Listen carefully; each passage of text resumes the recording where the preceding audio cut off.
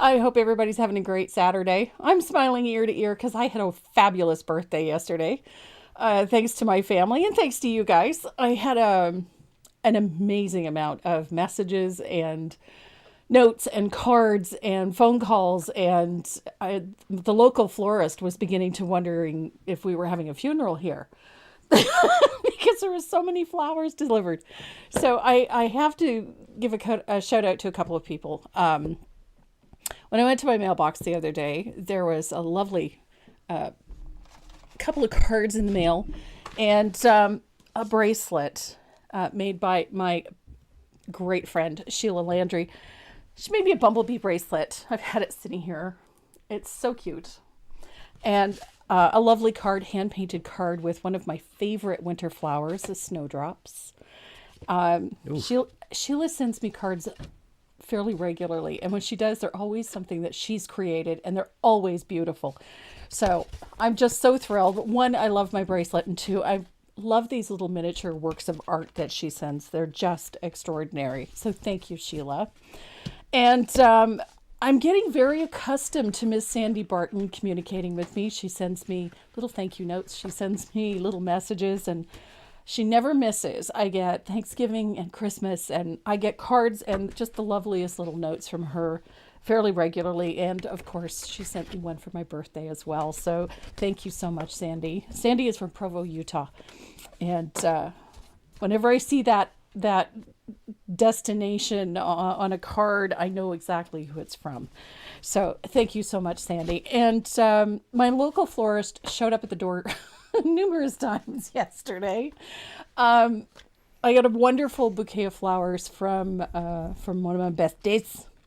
Deb Antonek sent me a beautiful arrangement, absolutely gorgeous arrangement. And then shortly after that, they were back again with a beautiful bouquet from Linda Safranco and her beautiful mother, Mary. So I know that Mary is not on Facebook, and I know that she is not on YouTube, so I wanted to extend my thanks to her. I sent a little note off to Linda yesterday thanking her for the flowers. But Mary, you guys just absolutely made my day. There's a beautiful bouquet of a variety of daisies, which is one of my favorite flowers, and filled with the prettiest little paper butterflies for embellishments. It's just gorgeous. So thank you so much. You guys really, really made my birthday very special. So I had a wonderful day. I was pampered and spoiled, and I got flowers and gifts and cards and made to feel very, very special. So thank you. It was one of those days. And I actually feel younger today than I did yesterday. So how does it feel to be 45? Oh, again. Again. Yeah. For how many times is this now? I've lost count. Don't know.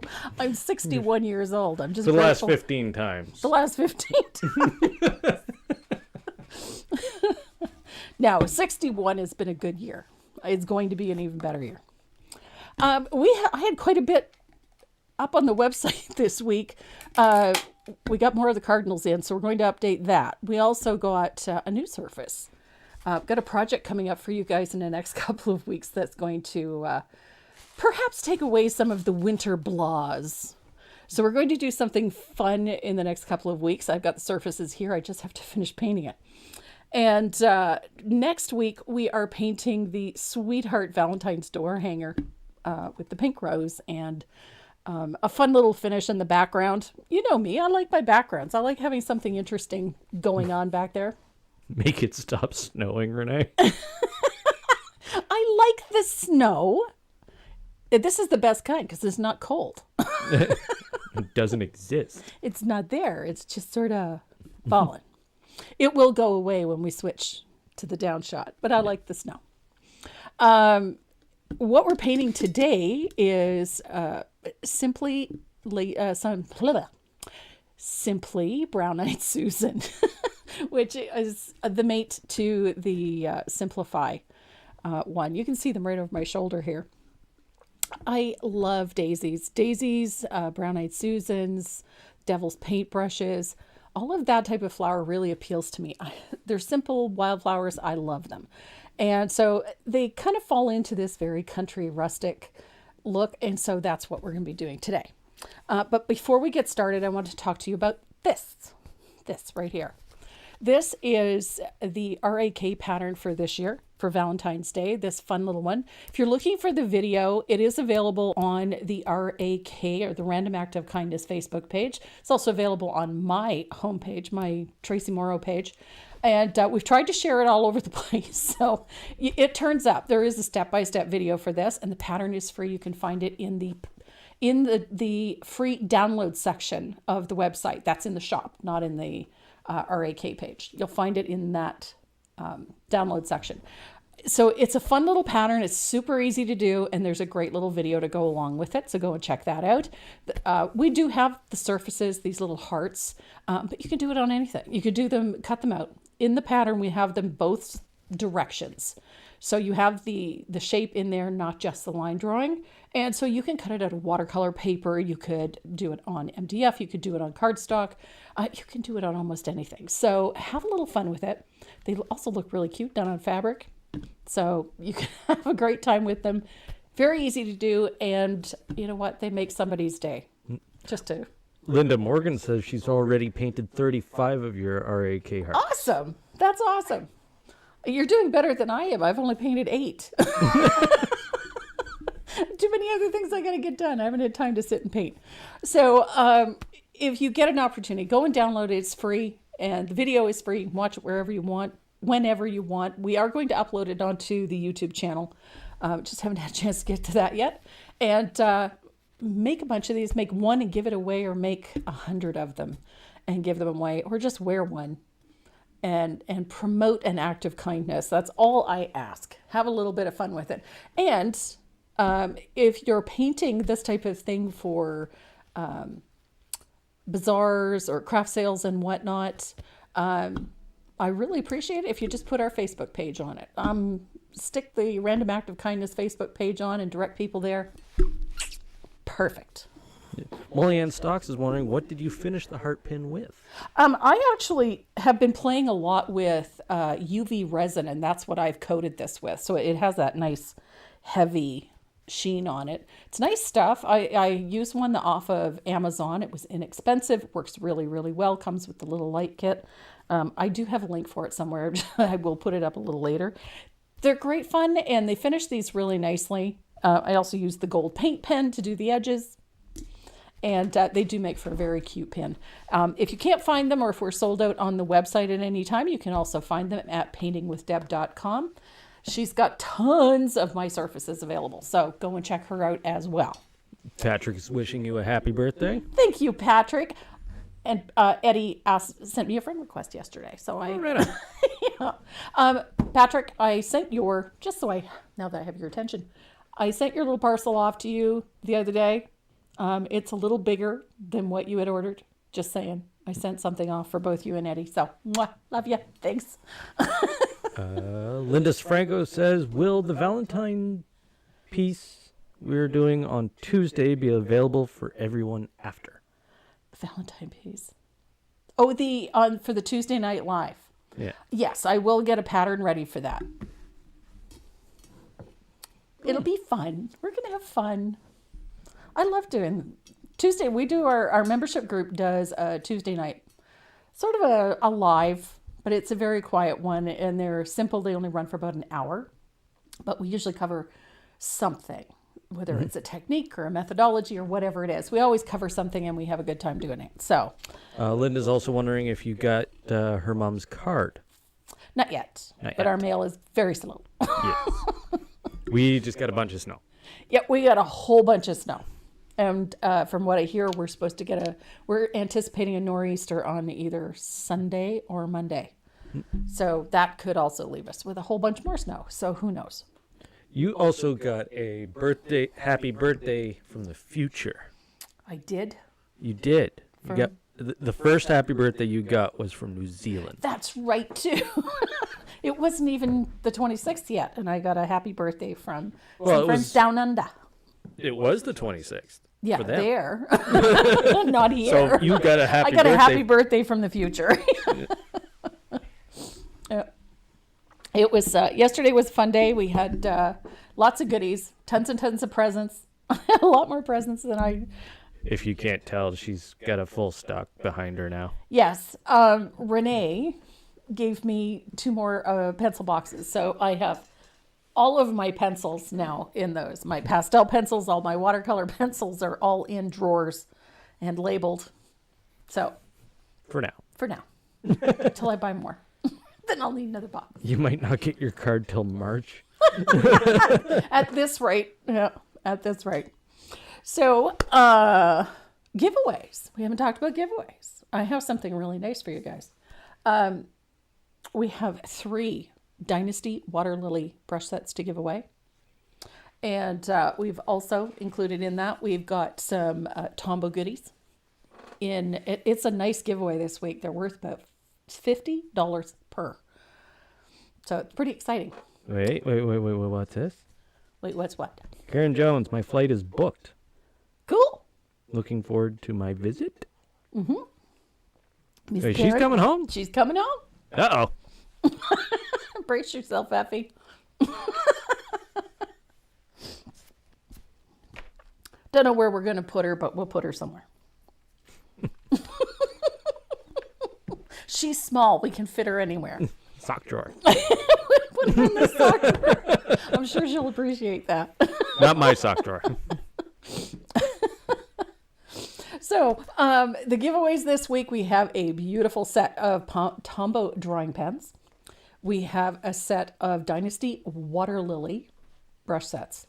And we also have a art stuff bag. We have 3 of those to give away, and they're full of other little goodies. Plus, there is a stencil courtesy of Stencil Studio. So the total value of this week's giveaways, there's 3 of them. They're worth about $50 to $60 each. Really nice giveaway this week. So in order to get your name on the wheel, all you got to do is just interact with us. Hit the like button, the share button, the follow button. Just hit all the buttons. And Renee will make sure that your name gets up on the wheel. And Make sure you're chatting in the and chat. Too. join in the conversation. Have a little fun. See what's going on. Meet some people you've never met before. There's a great bunch hanging around here every Saturday. So if you guys are ready to get started, so am I. And they're from all around the world. We got what? Got some Brazil viewers, I think. New Zealand, Australia. I think you had some viewers from India too. And we've had viewers from the Middle East. We have viewers from Switzerland and Germany. That's right too. Yep. What was it? Bangladesh? Bangladesh, yes. Yeah. All right, I gotta switch. Thank you. You're welcome. Bye-bye. There we go. Colors are off. It's the black. It's blue. Is it Prussian blue? blue, yes. Oh. And actually, that looks pretty close to the real deal. Okay. So, we have a palette shot. This is the surface we're working on. This one is an 8x10. I'm working on an MDF panel. This one is a little less than 1/8 of an inch thick. It's actually quite thin. And they're excellent for framing, which is what I've done with both of these. They're going to be hanging in the master bath by the end of the day because I happen to really like this piece. So the base color for this, I have 1 coat. As you can tell, it's not a perfect solid base coat of Prussian blue. Jean, maybe. Hi, Jean. From New Brunswick. You just have to wave. Yep. Well, it depends on where she is in New Brunswick.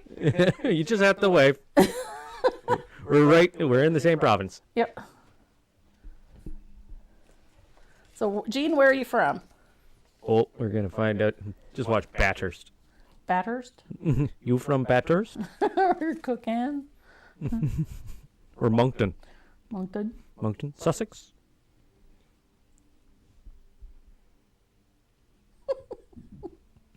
He's waiting now to I'm find out. waiting. I gotta see where.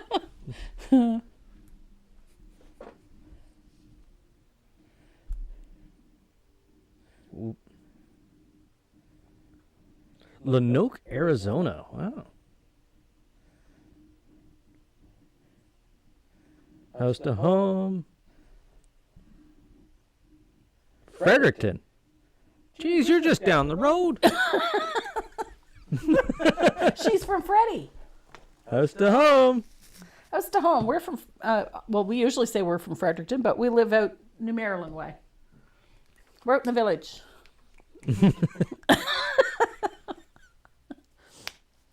Fredericton. It's so pretty this time of year. Especially the walk along the river. So pretty.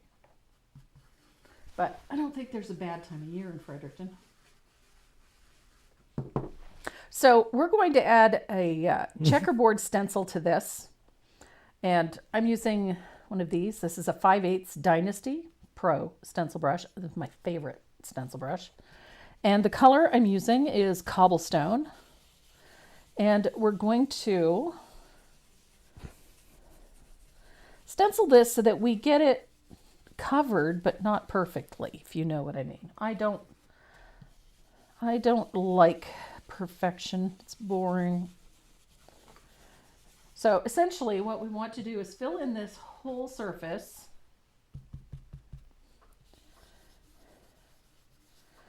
Change directions frequently.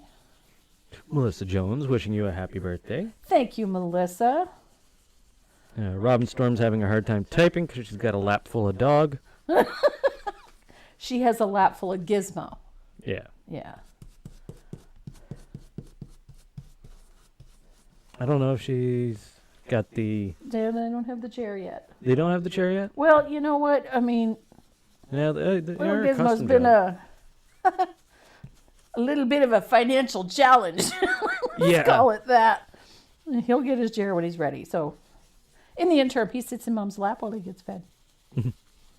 My favorite pretty stencil awesome, brush. Bought it from Sandy McTeer. Yeah. So this is what you're looking for. You don't need to have them perfectly opaque. You do not need to have them perfect at all. But we do need to get them everywhere. Getting lots of birthday wishes. Nice. Well, thank you guys. I appreciate it. It was a great day yesterday. I had a lot of fun. I spent the whole afternoon packing orders. Oh, Gizmo and Rosie are both fighting in her lap. Oh, great. Yeah. Oh, what color are you stenciling with again? The one I'm using is this one. It's Cobblestone. I love this color. It's a great neutral. Now, somebody had asked me why I didn't use, something like maybe buttermilk or warm white or something like that on this. And one of the reasons I don't use that is because it's such a high contrast. And this one is muted. It's gray, but it still has that little bit of warmth added to it. It gives me the contrast I want, but it's not a harsh contrast. And I get a nice soft look with this.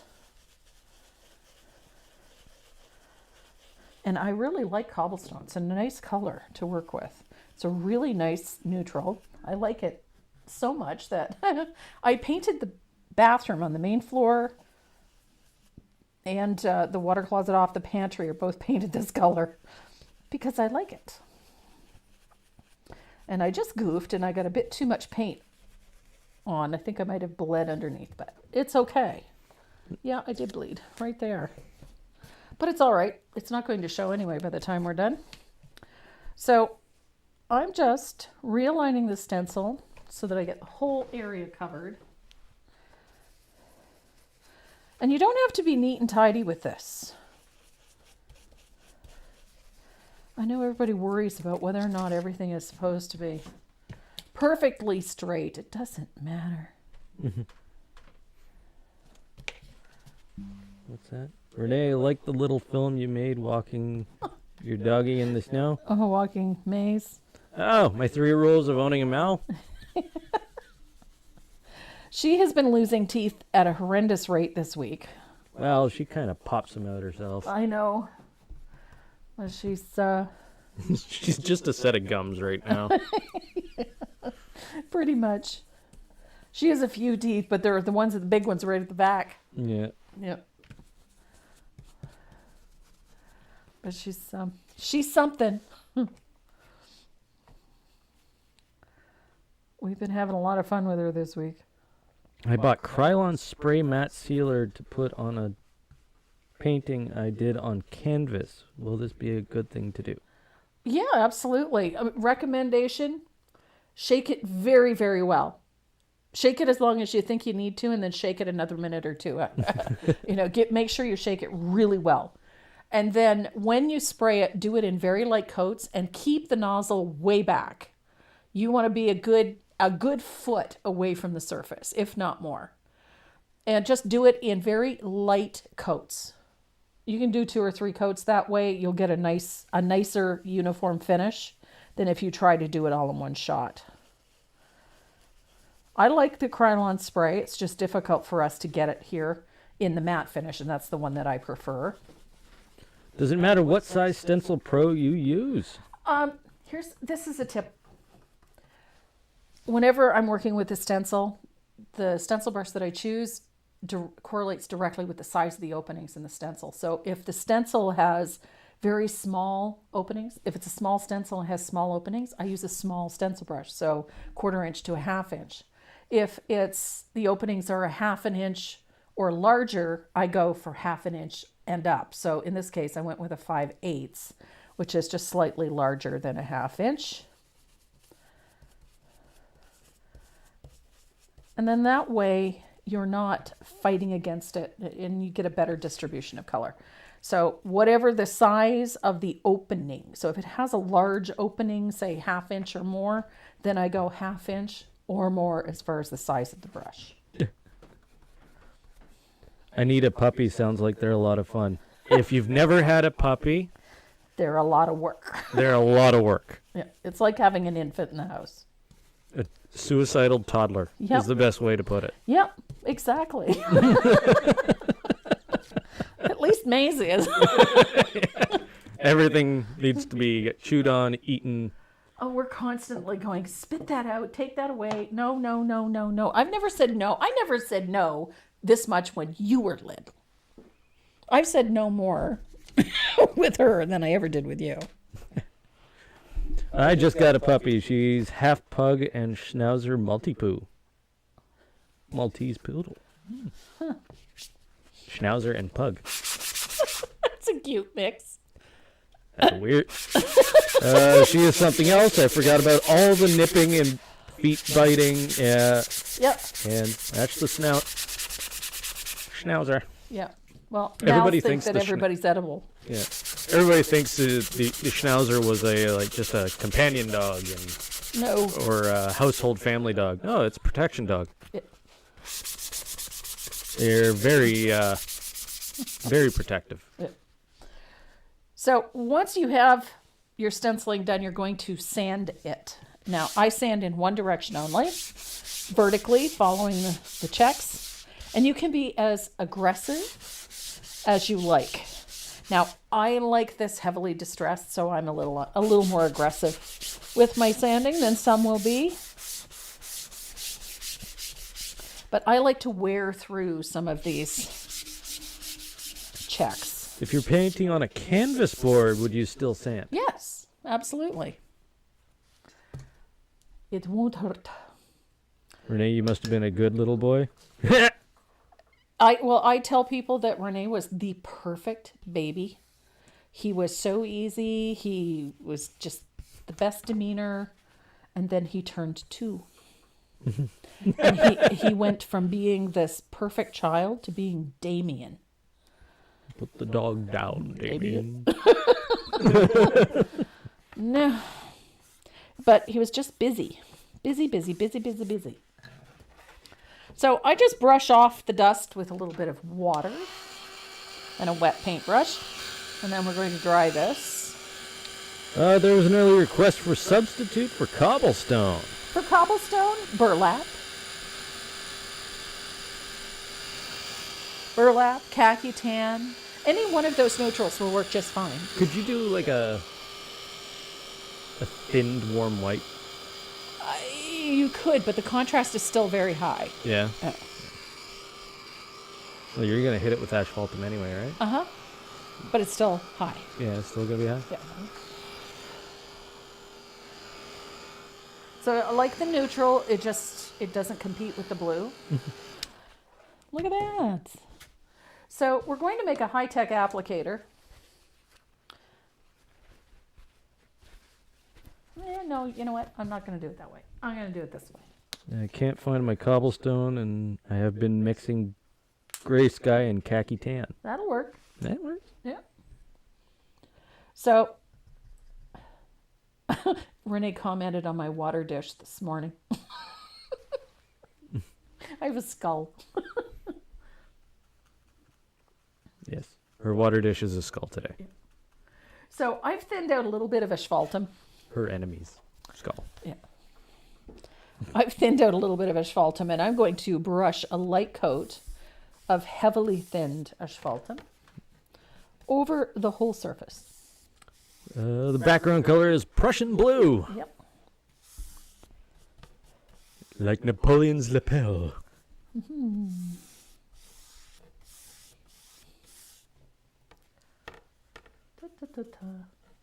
I love thinned asphaltum. I use it as a toner, which is essentially all we're doing. We're just toning this a little bit. Subduing it, just a scooch. I like that brown over top of the blue. So we're going to dry this, and then we're going to age the edges of this. I've got asphaltum on here. There's a couple of ways you can do this. You can do this with asphaltum. You could do this with a little bit of soft black. I'm going to use a little bit of lamp black. We are going to tone that too, so don't panic. So you can use lamp black, but all we're doing is putting a dark edge around the outside edge. That's all. Nothing fancy. Weird mix. Dachshund and German Shepherd. No, that's not a weird mix. Yeah. It's an unlikely mix. Not a weird mix, but it does happen. I still think one of my favorite, it's called a triplicate breed. Okay. It uses 3 breeds as its primary Okay. features. Uh-huh. It is a Doberman, Okay. a Rottweiler, Okay. and a German Shepherd. That would be a pretty dog. Yes. Because it's 3 breeds that I like. It's 3 breeds that she likes. However, if I show you a picture of it, Scary? yeah. Okay. Think Anubis. Nice. Yeah. See, I don't find that scary. I think that's No, not scary, but intimidating. very, very, very regal. Anubis. Yes. Mm-hmm. Almost jackal-like, Yep. but very... See Well, if I can't get a picture for you. So I thinned out, and I do mean thinned out, a little bit of lamp black. I'm going to move this upper camera just a scooch so you can... So a little bit of lamp black, thin it out with lots of water. And then we're going to just float the edges of this, like so, into the corners. Just want a little darkness into those corners. That's all. Now, you could do this on canvas. You can do this on an artist panel.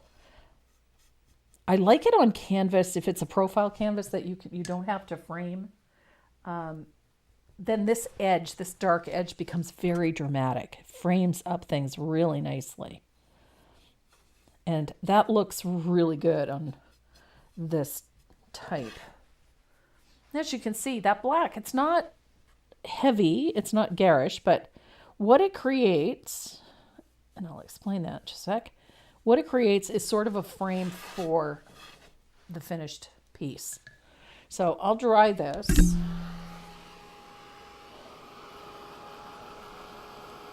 And it creates a little bit of a lighted center. So the center of this is a little bit lighter than everything else.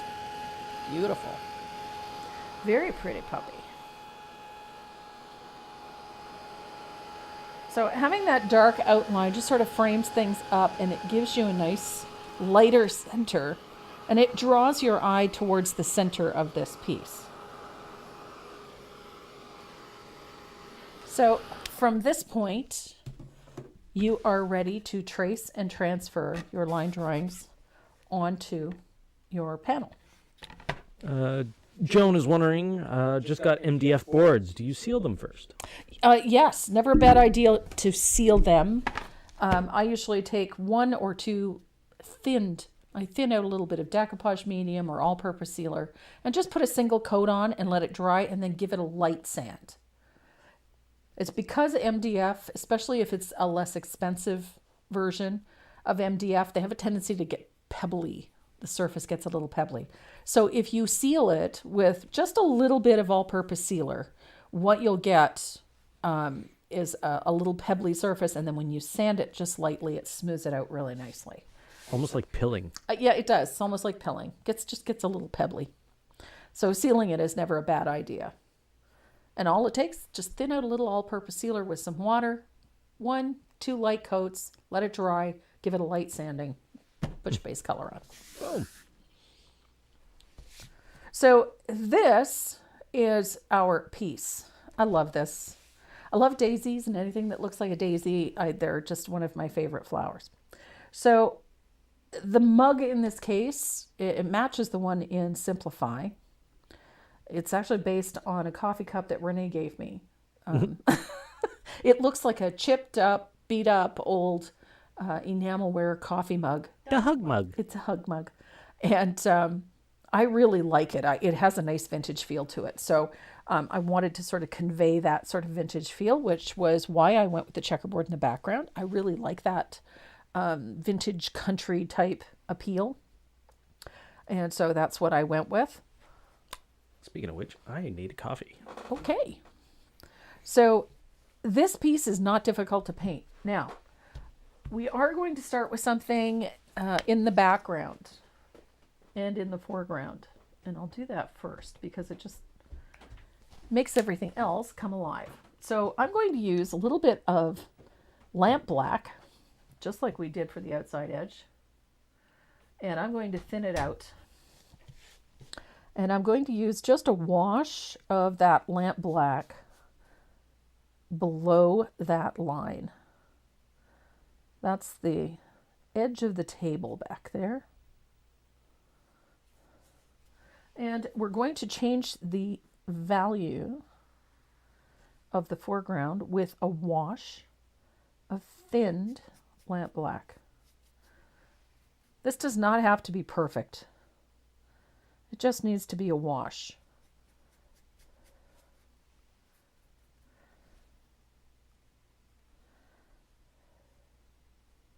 So keep it simple.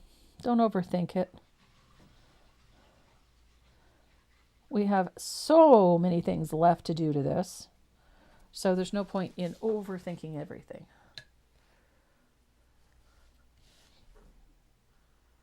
And that coat actually can bury, that little wash of black can quite substantially bury all of that checkerboard. So it doesn't have to be super transparent. We don't want to hide it completely, but it's going to change the look of it quite dramatically. There we go. So we have our tabletop. Now rinse out my brush because we're going to take a little bit of warm white and we're going to thin that quite a lot. And we're going to create a little bit of a highlight on the background right back here with a wash of that warm white. We're going to bring that right down. You see, I'm not being overly neat and tidy with this. We're not looking for a float. We're just looking for like a little haze back there.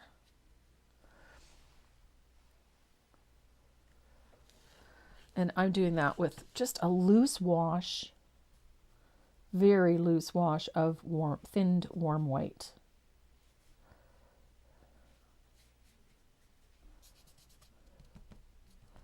So it's not perfect, and it's just enough to sort of create a little highlight above that tabletop. And as I said, don't overthink it. Just pity pat a little in there. And it's going to subdue that checkerboard in the background as well. But it just changes the value slightly back there.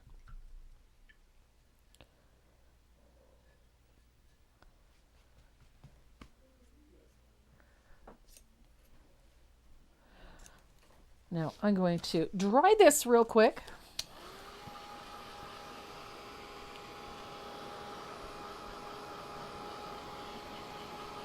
And you can see it just creates a really simple little background. Nothing over the top. I think what appeals to me about this particular piece is that it is a little bit rustic. So you don't have to have everything absolutely perfect. So while I have that lamp black out, there is a lip on the edge of this mug, the little rim of the mug. And I love these old enamelware pieces. I used to have quite a collection of it at one time. So I'm using a little bit of that lamp black, and I'm going to paint in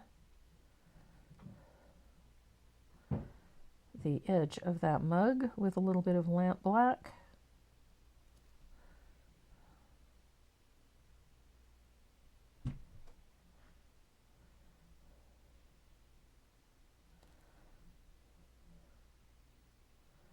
And there we go.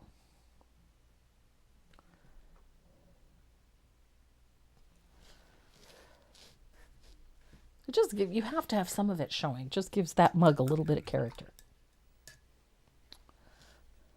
So your base colors for this, for the mug and as an undercoat for the flowers, I used a little bit of warm white. Now the mug does not have to be perfectly opaque. I just used a couple of coats, and I'm going to hold it up to the camera so you can see that it is not a perfect paint job. You can see that it's got lots of those vertical stripes in. I always paint in the direction that the surface goes. In this case, it's a mug, so I wanted to shape it. So no, it is not absolutely perfect, and that is fine for our application because we're going to create a rather distressed and rustic look. And so it is not a perfectly opaque base coat. And then I undercoated all of the petals with a little bit of warm white as well. Now, the reason I do that is because we are using a yellow. And on this dark blue background, that yellow, we would have to put 3 or 4 coats of yellow to cover well. And by putting this little thin layer of warm white in there, we are only going to need maybe 2, perhaps only 1. So we don't have to work quite as hard. And then the leaves, all of the leaves on this piece are base coated with either antique green or lush green. I used the last of my antique green yesterday, so I've got a little bit of lush green, and that is our base color for those leaves. From here, there's not a ton that we have to do, so I'm going to clear off my palette, and we're going to do a little bit of mixing.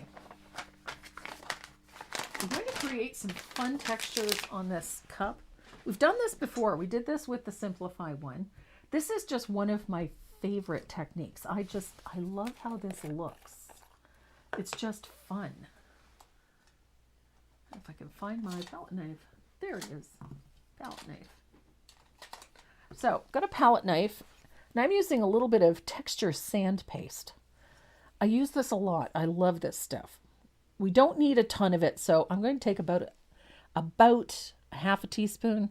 That's all we really need, just a little scoop. And we're going to mix that with an equal amount of asphaltum. I know, you're very surprised. And then we're going to mix that really well so that we get a Very thin and very coarse looking paint.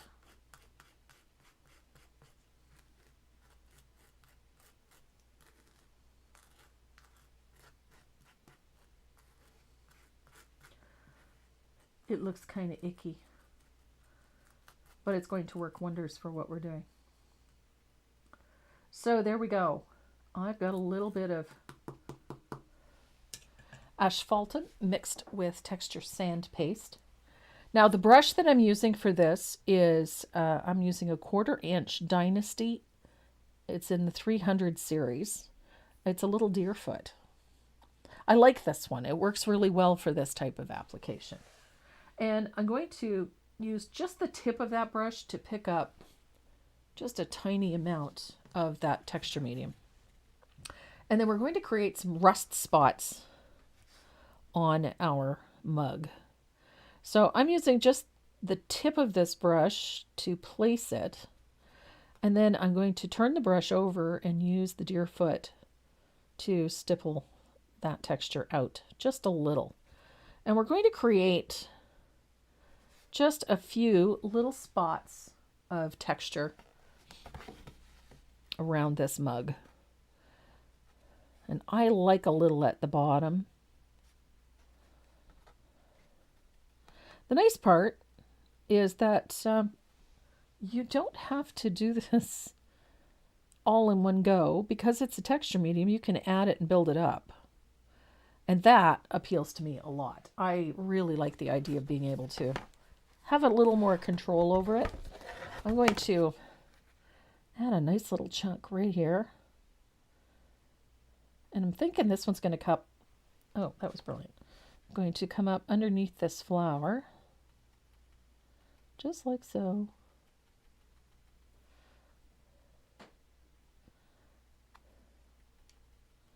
And then being able to stipple it means that you can move some of that texture, thin it out a little bit. It doesn't have to all be in one spot. And then I'm thinking we need a little bit on the handle. Let's do a little bit inside here. You can put it wherever you want. It doesn't have to. There's no rhyme or reason to where I'm putting it. It's just supposed to look like where the enamel has chipped off. And then we're going to dry this real quick.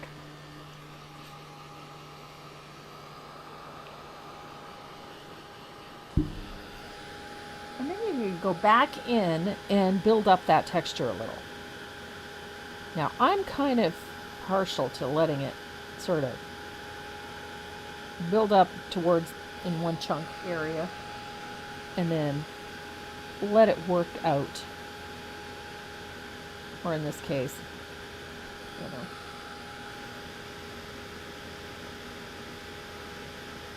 It's just a fun addition. It doesn't have to be perfect. Just a fun way to add a little texture and a little interest to these pieces.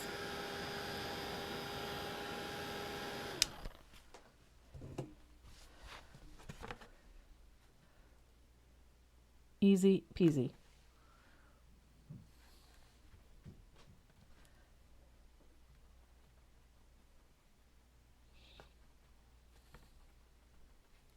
There's so many different ways you can do this. Now, there's nothing to say that they always have to be at the outside edge. So if you wanted to put a little spot here, just to add a little more interest, there's nothing to stop you. I kind of like that. Coffee turned into tacos. Okay. Coffee turned into tacos. All right.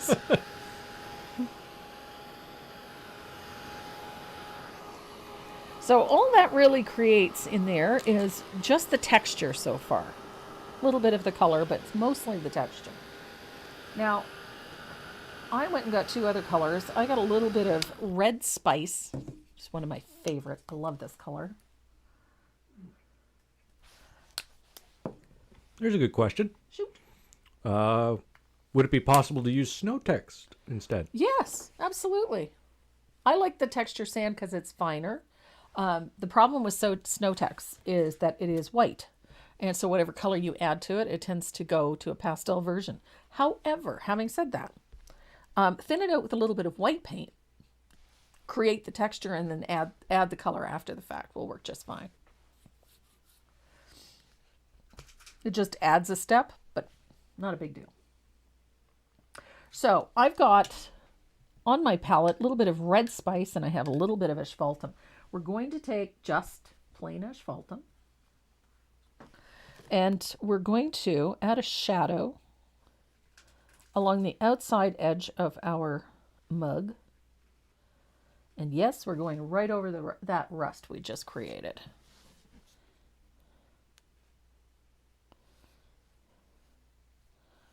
Neatness doesn't count.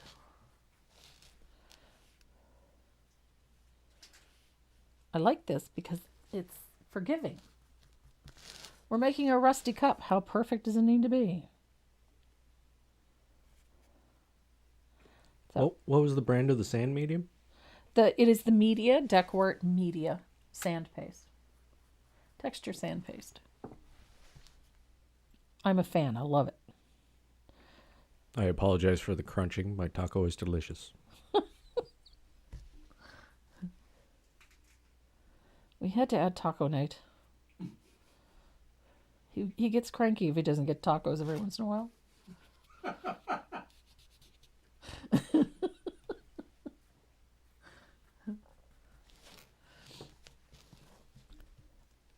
And then I'm going to use that same asphaltum. I'm going to shade our mug handle. A little float of asphaltum right over top of everything. So we have our first layer of color on. And I'm going to use my angled shader. And I'm going to pick up a little bit of that. I love this color. This is that red spice. And we're going to float over top of that rusted area with a little bit of that red spice. So I love this color. And it just really does make things look rusty.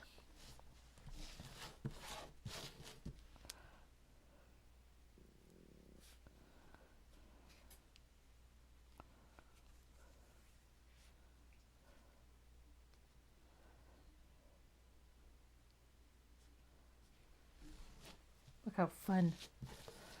Now you can make this as rusty as you want. You can do it in very small increments if you prefer it to look more white than rusty. I really like the rusty. It works for me. And so I'm not shy about putting this layer of this color on. I really like this color. And don't be shy about putting it everywhere because this mug is rusty. So I like this so much. I'm going to add, I like drips and runs. So I'm going to add drips and runs. So I've got a little more water in my brush. And I'm just going to put some water with some red spice added to it, just thinned. And I'm going to let it run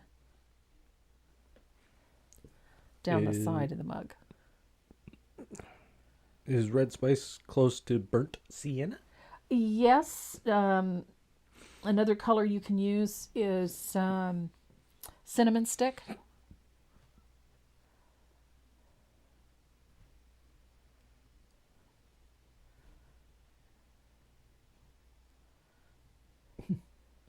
Oopsie. There.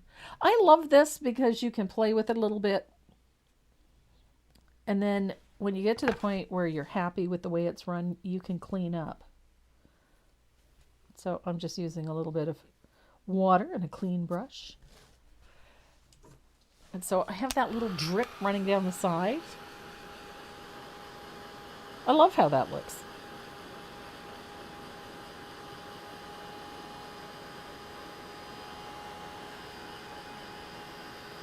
So I'm going to dry this and then we're going to use some more asphaltum.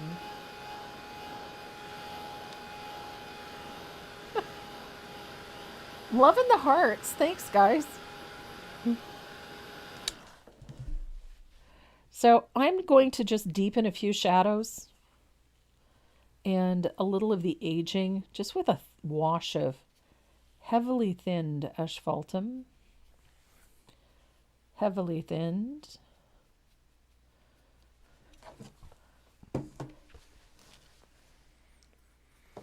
I really love this. I love how this looks. This very vintage feel, very rustic and distressed. It has always appealed to me. So I'm going to grab some stamps.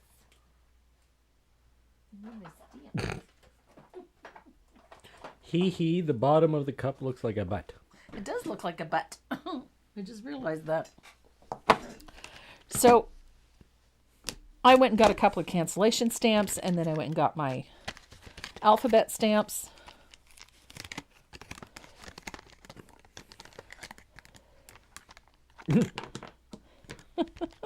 Looks good. It's a good looking butt. Yep.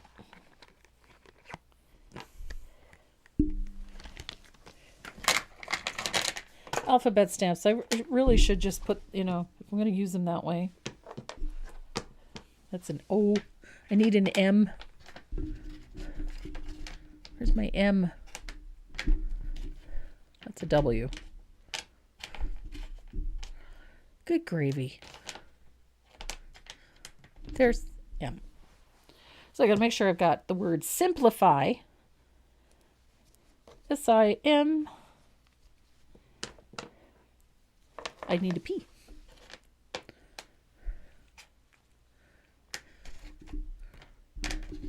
And a Y. That would be helpful.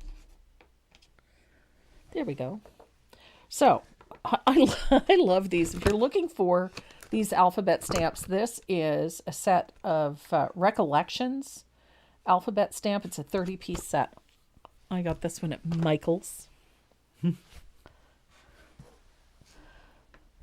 And, of course, I have to have cancellation stamps because it's me and I like cancellation stamps. How do you get the stamp letters in a straight line? I don't. I don't worry about that. This thing is rustic and distressed, and it really doesn't matter if they're perfect. So, but I will show you a little trick. These letters do have an upside and a downside. So just, if you look at it, there's on the up side, there's slightly wider space at the top. Or downside, I should say. So I'm going to do simply.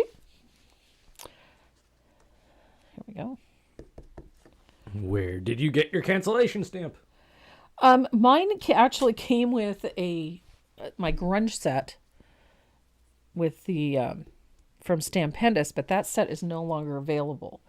But I have found that you can get fabulous cancellation stamps with some Tim Holtz sets and with Iron Orchid Design sets, and almost any stamp brand will have a cancellation or a postage type stamp. So I collect them. I found them at dollar stores. Where's the L? There's the L.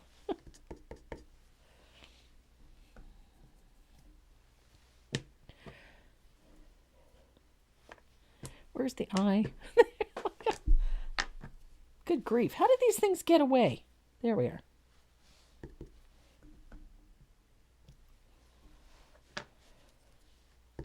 Now, I chose the word simplify because that's going to be my word for the year. But you could put whatever you wanted on there. I know. It's a guesstimate at best, to be honest. So I'm using a cancellation stamp. But I wanted to show you a little trick. I like having a cancellation stamp that is not quite, it goes off the edge of the surface a little bit.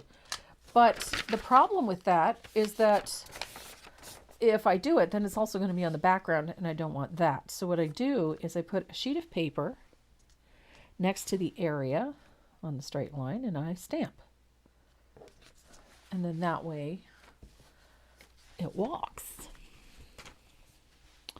And then I've got to have it So there's at least one that's, complete. So let's do, where are we putting it? No, I think I'll do it right there. And then I'm going to do one right here. See, I've got a petal there. I want this one tucked underneath the petal, so I'm going to use the stamp and the paper. Et voila. So just using a little piece of paper to interfere with the stamp will make things so much simpler. Now, I'm going to dry this. Now, there's nothing wrong with distressing this too. And you can do that with either a piece of brown paper or a little piece of sanding film. Or in my case, I'm just going to use one of my soft sanding sponges. And because the pattern, the design element goes vertically, I'm going to sand it vertically, just so straight up and down. Just to distress that stamp a little bit. Doesn't have to be much. And the same with the lettering. Just a little. And then we're going to unify all of this a little bit by taking some heavily thinned asphaltum. And we're just going to go over top of everything. Look at that. And that just sort of brings everything in line.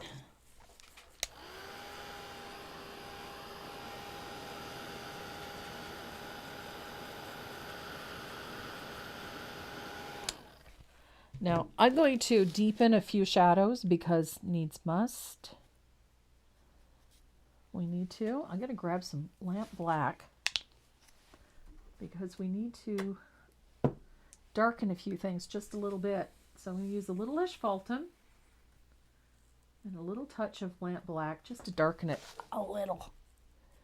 And I'm going to just deepen that shadow underneath the flowers just a little bit. There we go.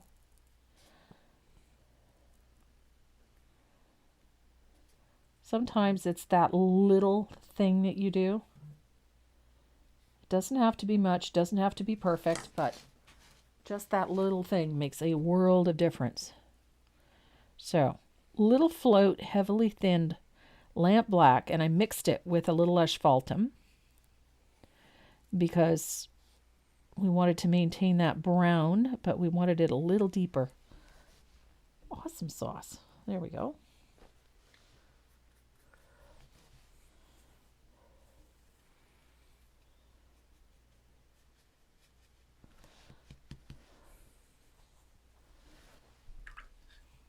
There we go.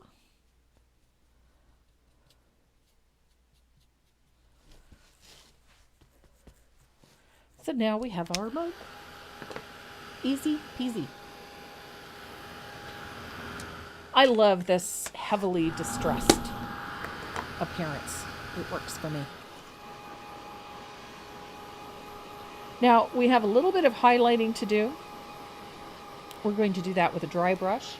You can use a mezzaluna, whatever your favorite dry brush is. Doesn't have to be anything in particular. I'm using, believe it or not, I'm using an encaustic foliage brush, which is just one of these little angled, they have that rough edge. And this one is designed for encaustic. So I'm going to use a little bit of warm white.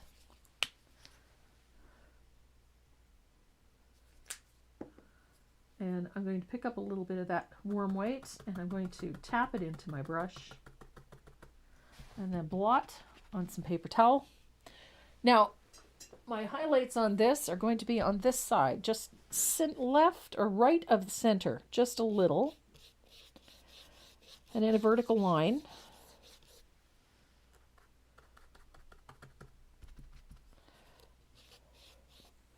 I like the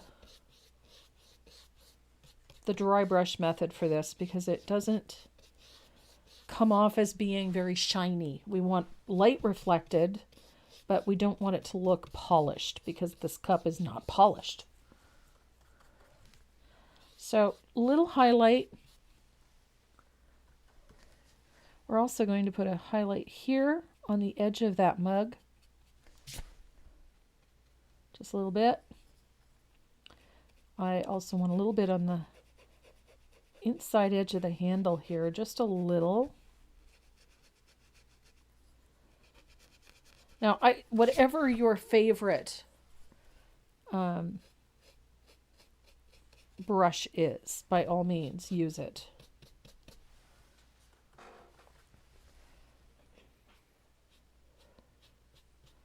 I am not enamored by the glossy, perfect highlight for this piece. So, and it is going to obliterate a little bit of the lettering, but that's all right too. There we go.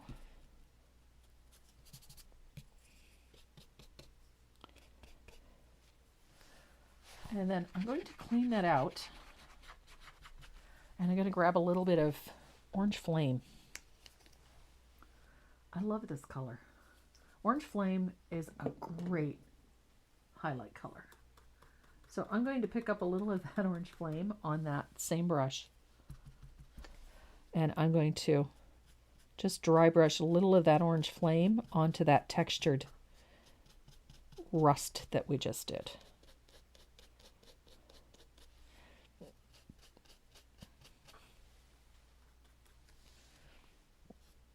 And it does give that rust a little more realism. Just like that.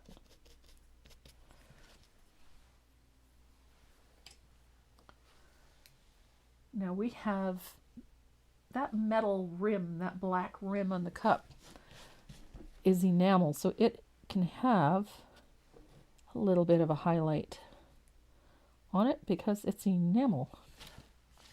So I just stroked a little bit in with some warm white. With what brush? This is number 2 rigger. So there we go. We have our mug.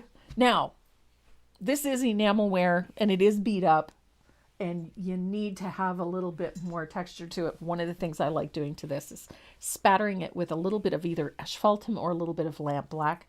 And in this case, I really like the idea of a little lamp black for this. So I gotta find my, that's not it. Oh no, the dry brush.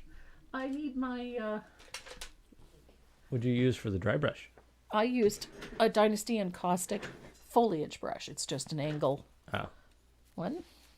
Now, I've got a little fugly brush. This is my mini fugly brush. Yeah, this one is the 1/2 inch fugly brush. I'm going to thin out a little bit of lamp black. I went with the smaller brush because the big brush would be overkill. So we're going to just spatter the cup with a little bit of lamp black. Look at that. I love how this looks. Just gives it a great little distressed appearance. I'm going to pull this up to the camera so you better look. Such a fun finish. And it's a great way to dress this up. Now, if you prefer things lighter valued, less distressed and aged look, paint it to look like it's pure as a driven snow if you want to. But if you're anything like me, you're going to love the heavily distressed bit. So I'm going to add a shadow underneath our cup with some lamp black. And it's going to start just shy of the edge. And I'm going to put a nice dark shadow right at the base of the cup and bring it up to just under the handle. And that is going to give our mug, what you doing? You raising it or lowering it? There we go. So I can zoom in more. Ah, okay.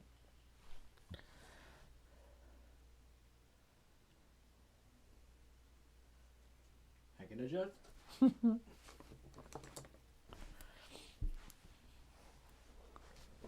Nailed it. Just a fun finish for our cup.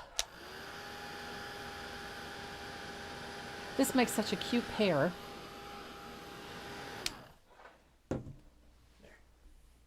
Now, there's 2 line drawings in this pattern. One has a butterfly, one has bumblebees.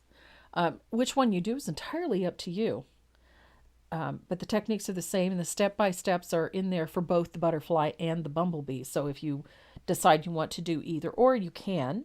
In the kit, we've also included 2-dimensional butterflies, or bumblebees. So if you prefer the dimensional ones, they're in the kit.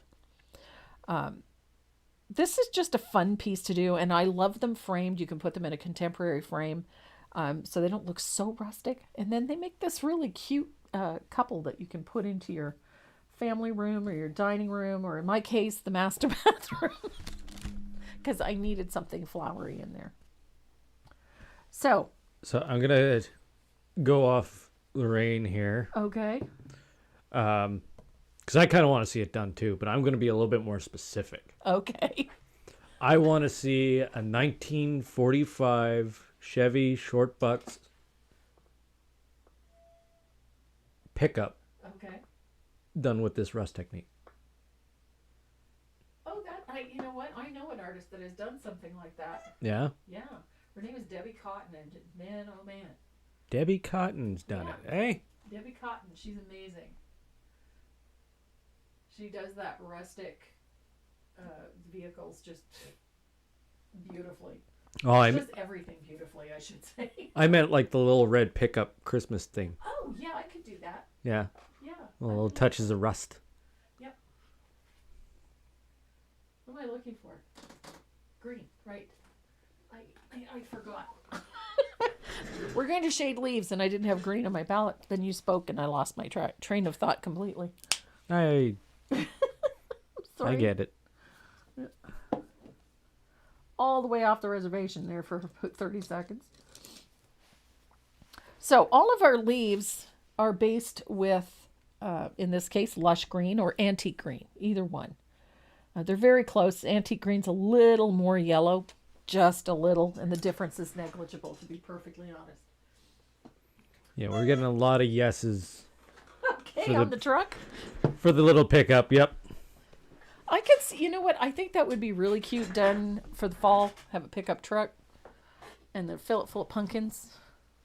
You could do it for spring and fill it full of, I don't know. What would you fill it full of? Spring tulips. Pickup truck full of tulips. I don't know. I'm having a really hard time trying to come up with something for spring. Lori Fife says squirrel. Yes, Lori. Lori knows me. Squirrel. Yeah. Lights are on and nobody's home. I have days like that. So we're going to start with these leaves back here. Flowers.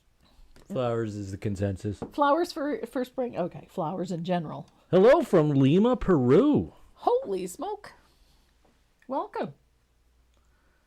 Fill it full of Easter eggs. That would be cute too. An Easter truck? An Easter truck, why not? So all of your leaves...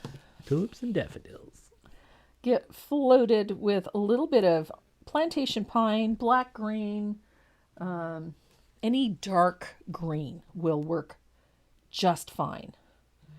And I usually shade the base of this piece, of these leaves. Sort of a U-shaped float with the darkest color going towards where the stem connects. And yes, they're going to look a little rough for a little bit, but that's okay.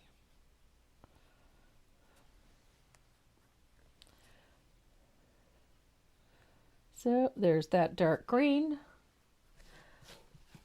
I'm using a little bit of black green.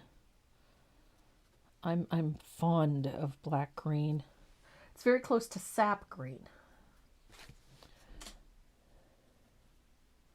So there's that little U-shaped float right at the base of the leaf. Doesn't have to be perfect.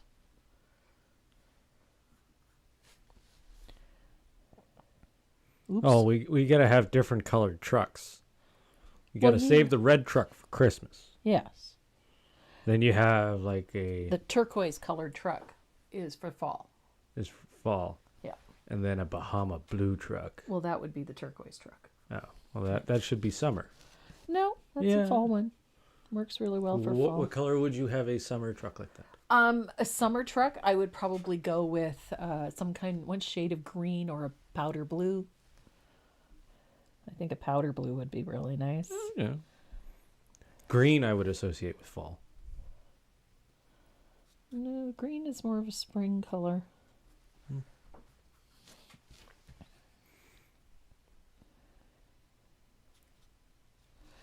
So, as you can see, I don't spend a whole lot of time putzing and fussing. Yeller? With leaves. Mustard. Ooh. Yeah, mustard yellow would be really nice. Mustard for summer. Yes. Sunflower colors. Yeah. Do a sunflower truck. Bam. Boom. There's the ideas. Yep. Oh, they come pretty quickly once you get started. How about a pink truck? Oh, yeah. Pink truck would be cute. A fall truck filled with pumpkins and corn stalks. Mm-hmm. A copper truck. We're not making shine. Yeah. Oh, like the color copper. Gotcha. Okay. Where was your mind? I have a powder blue 1953 Chevy pickup that my husband was working on. When I was a kid, my father had a 1933 Ford pickup short box. And it was baby blue with a white leather bench seat. I want it. And a 3-speed floor shift. 3 in the tree. No, it wasn't 3 in the tree. No tree. It was just 3 straight off the floor. Yeah, 3 in the tree would have been on the column. No, this was not. This was on the floor. A spring truck with caged bunnies. Why not? So we're going to add a center vein to some of these leaves with a float of that same green. Check that out. And it instantly changes the shape of these leaves. The minute you put that shadow in, it adds a little extra dimension to these leaves. Donna. Okay, Renee, a truck with a still in the back. It always amazes me how quickly this... It escalates. It escalates. How about a 1950s era pickup with a UFO in the back? With a UFO in the back. That'd make a great Halloween one.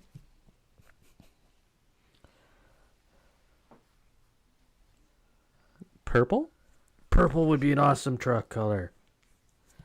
Oh, I have the perfect color for a purple truck. Puce? What's that? Puce. No. Crazy plum purple. Purple pizzazz. Purple pizzazz. With metallic flake. Yeah. That's what I would... If I were to paint a purple truck... So, we have shading in place for all of these leaves. So, my highlight color for these leaves is this. It's a little bit of margarita. I love this color. But any bright yellow-green will do the job. So, if you have olive green, if you have matcha green, any one of those bright, high yellow greens will do the trick. So, we're going to add highlights to all of our leaves using this margarita. So down the center vein and out to the point. And don't forget to add a little bit to the edge as well. It helps define these leaves. And again, we are not looking for perfection here. We just want a little highlight back there. What? Denise has got a 1964 Chevy Sidestep that still runs. Oh my goodness. Can I have it? I love the retro trucks. Like between 1928 like the Ford Model T, Mm-hmm. till like 1955. I think those are the epitome of pickup trucks. Because that's what they were built for. Yeah. They were built to work on the farms and work in They were built to work. steel mills and stuff like that. They Yep. were built to work forever. That's true. They And they were easy to fix.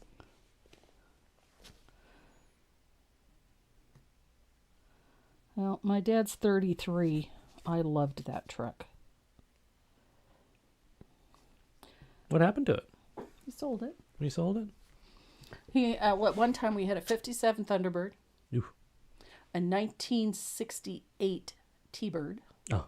a 67 Mustang, a 33 short box, and we had a 1969 VW Bug. Is that the one you caved the roof in? No, No? Or was that we were friends? that was my friend's. But you fixed it. Yeah.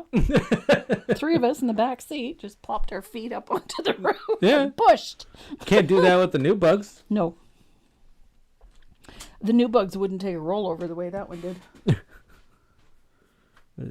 Orange would be an awesome color for the truck. Oh, Orange? a bright orange, yeah. Creamsicle orange. Wouldn't that be sweet? So all I of want these, a creamsicle now. all of these little leaves get a highlight with that margarita. Now you can see we're not putzing and making absolutely perfect leaves because we don't need them to be. But we do need to have some highlights on there. So little float of that wonderful margarita. Now I thinned it quite a bit, but it gives us all the light we need.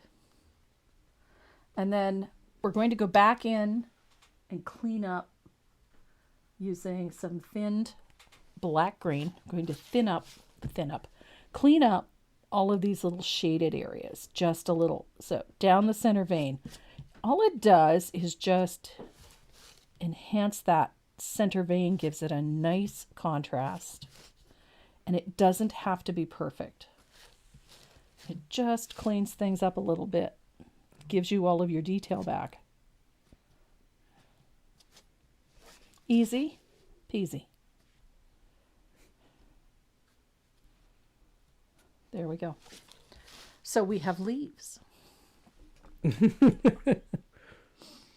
Now, I would also realize that I missed a petal when I was base coating. When I was undercoating, I should say. So I'm going to grab a little bit of warm white here and put this petal in before I forget. There we go.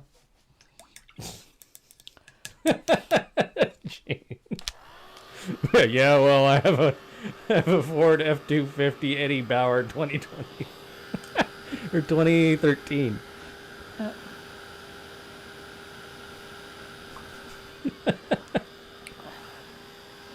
Yesterday I was trying to figure out where I rolled over on the odometer. Oh.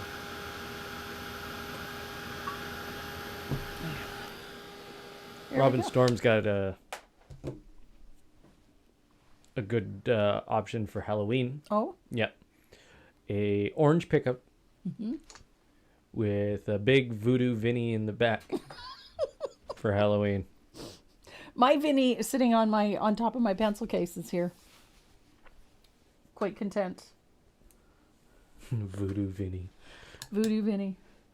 How do you protect the stamping from smearing when you do the final varnish? Oh, actually, you don't have to worry about that. This is a stays-on.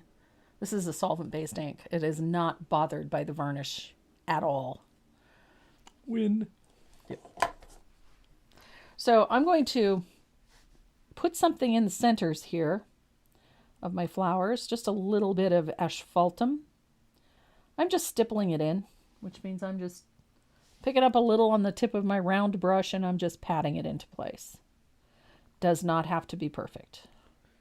Sandy Barton. Hello, Sandy, from Provo, Utah. My dad passed away and he had 23 classic Picards and Studebakers. Oh my gosh. My mom then sold them all. Yeah, I bet you made a pretty penny on it. 23 classic Packards and Stoods. That's crazy. Ridiculous. To have one of those. Yeah, would be something. Well, when I think about it, I mean, my father's hobby was restoring cars. Yeah. And when my father retired from the military, he took on something a bit different. And instead of restoring cars, he was restoring aircraft for museums and the like. That was his hobby. Well, that's what he did for a career. Yeah. But he loved working on cars. And so some of his favorite cars were his 67 Mustang, because he bought that brand new in 1967. And it never stayed the same color for longer than a year? Well, actually, no. It stayed the same color until 1973. Then the color started changing. Then the color had to change because the car had been involved in a terrible wreck. And then he bought the wreck from the insurance company and rebuilt it. And when he rebuilt it, he had it painted fire engine red. And it had a black leather interior. And it was a very pretty car. It was 1967 model. My folks gave me a 52 Studebaker for my 16th birthday. Wow. Wow. So we're going to start working on these flowers. Now, I put down that white base for a reason, as I said, because we're working over top of a dark blue, and yellow is notoriously transparent. It has a tendency to be very hard to cover. The yellow that we're using is this one. It's Sunny Day. It's my favorite yellow for base colors. It's just such a bright and happy yellow. You guys don't want to know the first car I drove by myself was. It was a 1981 Bombardier Iltis. Iltis, yep. Yeah. It's also the vehicle I learned how to drive stick on. Yep. Out of necessity. Yep. Trying to find my round brush. I know where. Oh, there it is. Jeez. It's in your water dish? It's in the water dish. I should not leave brushes in the water dish, but I did. Don't know that vehicle? It was a Canadian military vehicle. It was only produced for the military. Now you can buy them, but you have to buy two in order to have enough parts for it to run. Yep. And most of the parts are Volkswagen parts. So if you have an old 80s era, 90s era Jetta, you're good to go. You're good to go. So I'm going to base coat all these petals with Sunny Day. Now I'm using, this is a number 4 round. I had to double check. Ooh. Patrick's got a good question. Does he? Yes. Tracy! Woody. Do you sometimes paint pictures that are just meant for yourself and your family that are not at all the style of what you paint for us? Yes. Would would it be sceneries, portraits, or abstract? Portraits. Yeah. Yeah, I like oversized portraits. That's an understatement. I like oversized, so they're technically mural-sized portraits, and quite large. And I paint in a Renaissance style. A Renaissance style, if you will. I use a lot of texture mediums. You gonna show? I'm trying to find the. Do you have a picture of? I do, yes. Yeah. I just gotta find it. Because that one's mine. Which, the one that's up there? Yeah, yes, I know that mine. one's yours. Adam. That's Adam. Yeah, that's my favorite one. This is the face of God, and it's 5 feet square. Just saying. So, the face of God. It- This one is 5 feet long and 4 feet wide. That's the kind of stuff she loves doing. This is the angel Gabriel. This one is 4 feet by 3 feet. This one is the Delphic Sibyl from the Sistine Chapel. I think you all know who this is. Yeah. Girl with the pearl earrings. And she's 4 feet by 3 feet. Yeah. And this one I think is perhaps my favorite. This one is done from a sketch by Leonardo da Vinci. It's Cleopatra. Yeah. And she was 4 feet by 3 feet. So, So yeah, yes, it's nothing like what I normally do here. that's what she loves to do. Yeah. That's what she keeps to herself, and Yeah. she doesn't really. She just enjoys doing those ones. Yeah. And when she gets on one, just let her go. They're very time consuming, but they're a lot of fun. You know she's in the mood to paint one when you see one of those giant canvases come into the house. Just leave her alone. Just let her do her thing.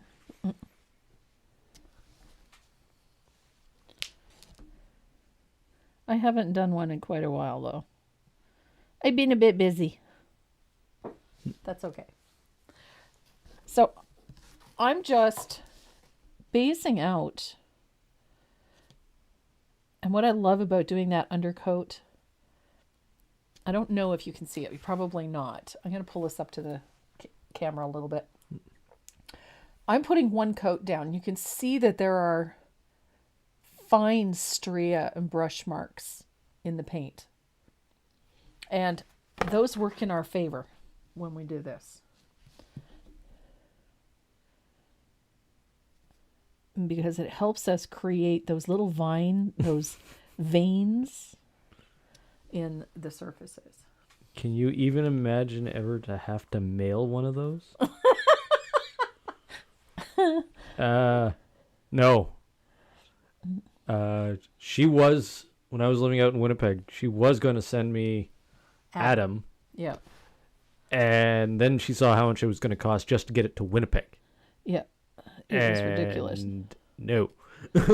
Well, Adam hangs in our dining room right now. Yeah. And he is 36 by 48. Yeah. And I don't have a picture of him. But that's an old one. That Adam? Adam was Adam was in a Paintworks magazine. Yeah. Almost 20 years ago. Yeah. I called dibs on Adam, so no. Yeah. I called it then 20 years ago. Yeah, he was still in high school when that one was done. So hopefully, Patrick, that answered your question. Yeah, I don't always paint flowers. Just Oils or acrylics? I can paint in all. I prefer working in acrylic. But most of those were acrylics. Most were. But you can see that her favorite palette was very Tuscan-like. A lot of yellows and I'm very reds. fond of the Renaissance period, so my color choices tend to keep it classic. yeah. It's a little bit of sunny day. I like earthy colors. I like warm colors. I don't paint blue very often because it's a cold color and it's one I struggle with. But I like warm tones, so a lot of what I paint has warm tones. Now, someone requested that I do a seascape for the membership. A seascape? Yeah. You don't do many landscapes, I know. let alone a seascape. That That's doesn't gonna mean be I a can't lot do of them. I can't do them. I just don't. Just paint it like a seascape. olive green. Yeah. Just say the silt at the bottom moved. There, seascape done. Not quite. Octopus swam away. Little black splurge in the middle. You can do it abstract, I suppose. Scared of squid. I haven't done any seascapes. It's never really been my forte, but doesn't mean I couldn't. I'd have to do a little study myself. Just have the shadow of a shark in the background.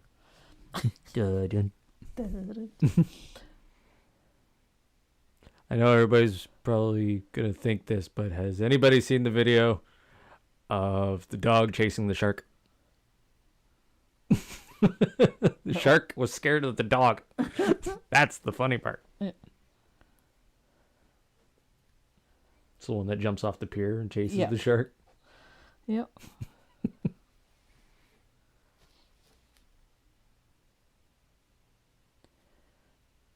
Seascape with a lighthouse. Now that I would do. I've done lighthouses. I love lighthouses. What she was looking for was like a real seascape with rolling waves and, high seas. Not really in my wheelhouse, but certainly not a bad idea. I would learn something too, which is never a bad thing. So we have... I have a challenge for you. For me? Yeah. Okay. I want you to paint a lighthouse. Okay. As if the perspective was from underwater. Oh, Lord.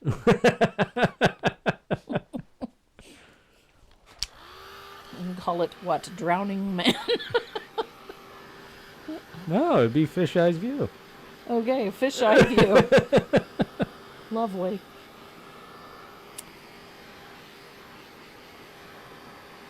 So, since I have white and yellow on my palette, we're going to tackle our little butterfly here. So, I'm thinning out a little bit of warm white.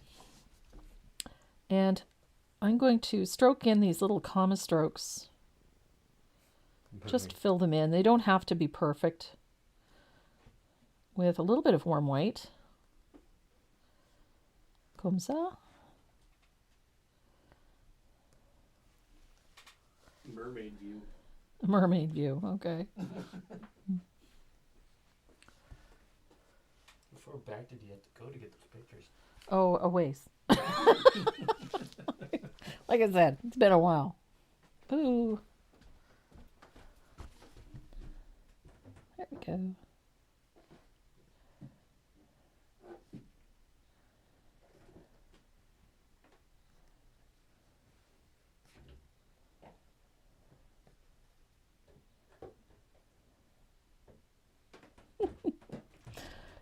So, a little bit of warm white to fill in all of those little spots on our butterfly.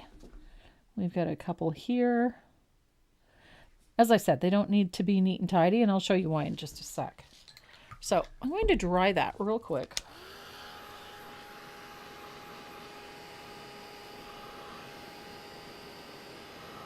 We'll make sure that our flowers and our butterfly are nice and dry.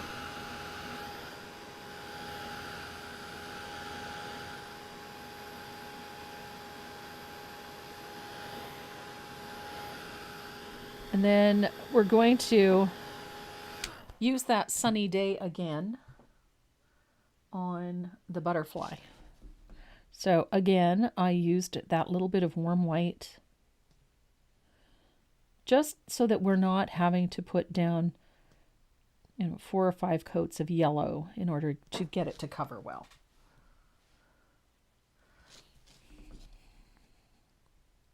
An undercoat does have a purpose.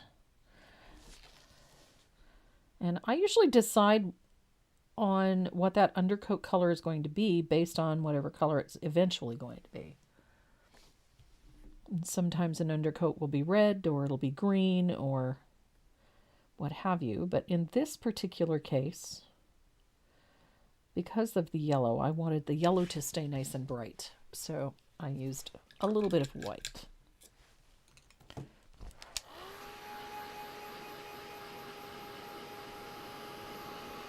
Now, these flowers are super easy to paint.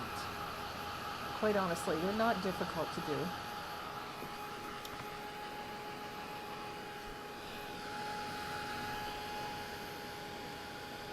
Now we're going to use either orange flame. I love orange flame. I like the brightness of it. I think that's what I'm going to use. But you can also use a little bit of warm sunset. The tone is a little bit more subdued, but it still has that really nice warm contrast against that sunny day. So either one of these will work just fine. But I already have orange flame on my palette, so I'm going to use that.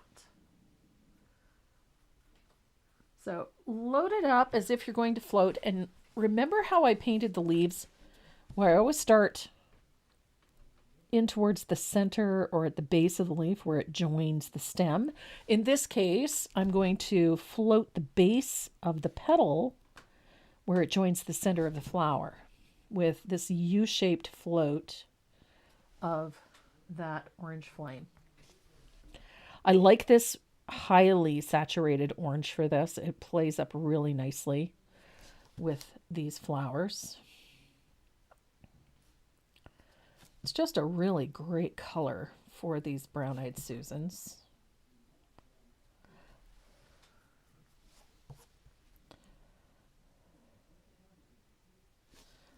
Just like that.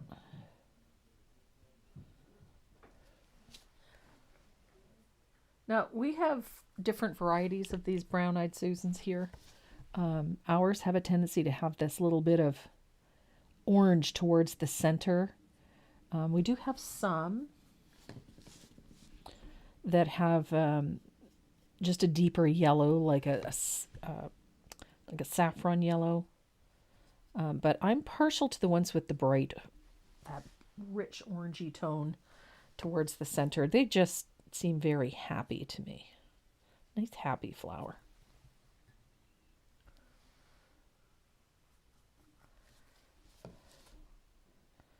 And I like the heat. We have another flower here, although it kind of looks like it belongs to the dandelion family when you first see them. They actually belong to the daisy family, or the Asteraceae. I don't know what their actual real name is, but we refer to them as the devil's paintbrush. And they have a tufted look. And they usually have a really bright red base towards the center, and then they come out towards the tip of them, of the petals, with this brilliant orangey yellow. So they do look like a flame, hence the name the devil's paintbrush. Because they kind of look like a paintbrush. But they do belong to the Asteraceae family. I didn't realize that until just recently.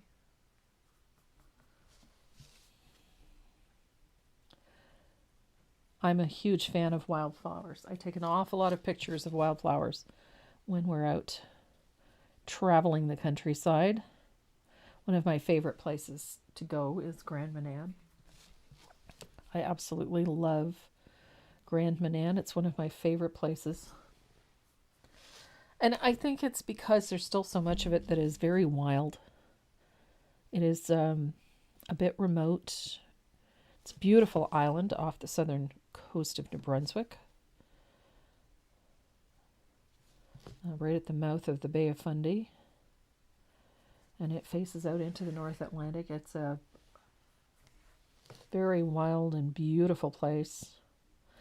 And even though it's not a huge island, the landscape changes drastically from one portion of the island to another. And one of my favorite places to visit there is called Sealed Cove. It has an extraordinary beach. And then just not even 20 minutes down the road, there is a lookout. You can go out to the point and walk up, and just these incredible cliffs that are hundreds of feet in the air. and you're looking out into the North Atlantic. It's just, it's beautiful. It's wild and it's beautiful. And I love going there because there's an abundance of this type of wild roses and wild flowers everywhere. And you walk the marshlands and whatnot. They're just extraordinary. So in case you ever wonder where I get some of my inspiration, a lot of it comes from flowers that just grow in our area. We have a flower that grows here that they're actually protected here now. When I was a kid, they were abundant. They're not so easy to find anymore, but mayflowers. And you could smell them in the woods when you'd be out walking. So there we go. We have that bright orange flame. I love the tone of this. I just love what it does for this. So we're going to add a little highlight to the tips of these petals. I'm going to use a little bit of warm white, and I'm going to thin it out quite a bit. I don't want it full strength, but I'm just going to put a little float right at the tip of the petals. Just a little float. We're not putting a ton of highlight on, but it's just enough to give it a little bit lighter look just at the tip of the petal. So don't overthink it. Doesn't need to be extraordinary. It's just a little slight change in the tone. That's all. Just gives things a nice light look.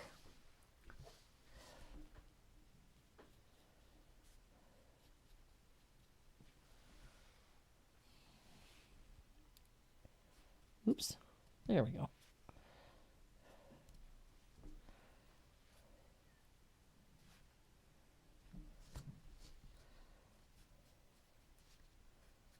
That little float just gives those petals a little bit of light, keeps them from looking a little too heavy.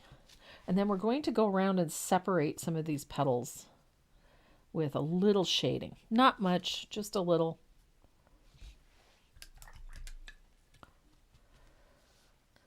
So I'm going to take a little bit of asphaltum, just a tiny bit, blend it out. You don't want this full strength, mainly because you're just separating a few petals, and we don't want them to be overdone. It just gives these petals a little extra lift.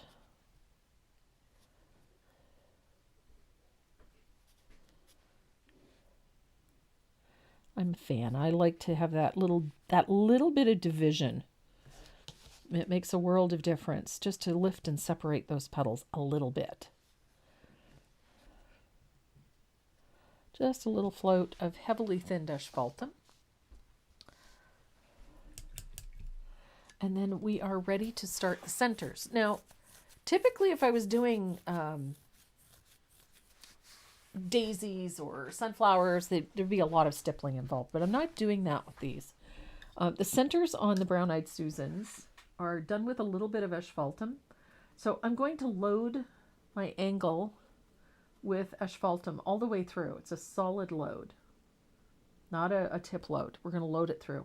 And then we're going to pick up just a tiny amount, sorry, wrong color, of that Sunny Day, just a little bit at the tip, so that when we blend it, we get a slightly lighter value at the tip of the brush. And then I'm going to do this. I'm going to just tap and pull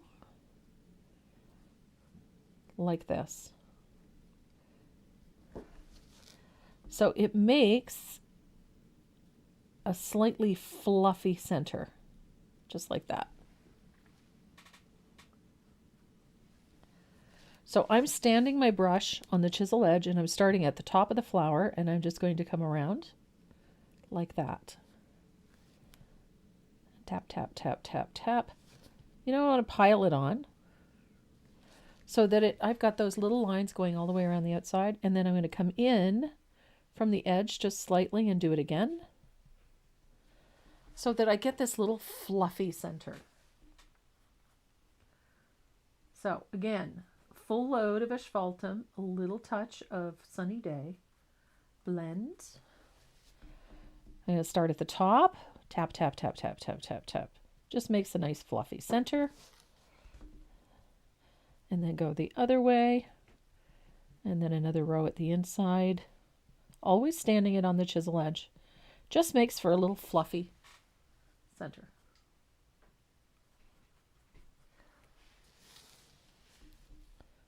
Top, tap, tap, tap, tap, tap, tap, tap, all the way around. Down the other way.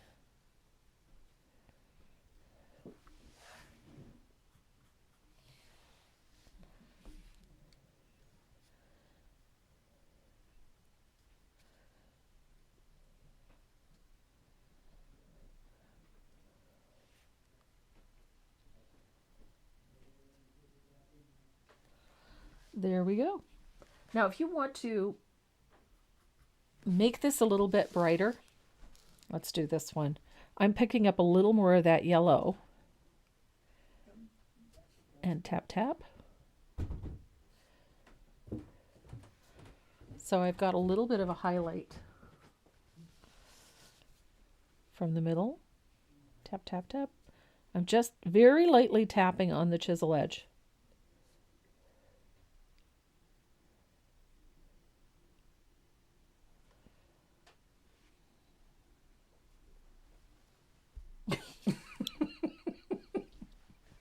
Oh my God.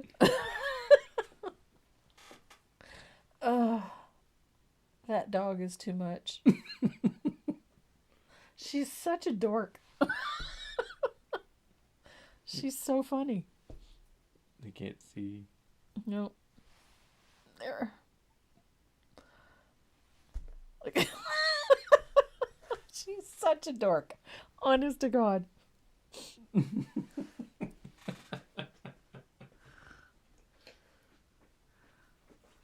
Is she playing darts with Dad? Or just... Yeah, she was having a nap. Kinda. That dog is too much. So I like that little, you see how I'm getting a little highlight? So a fluffy highlight on the one side. That's our highlight side. So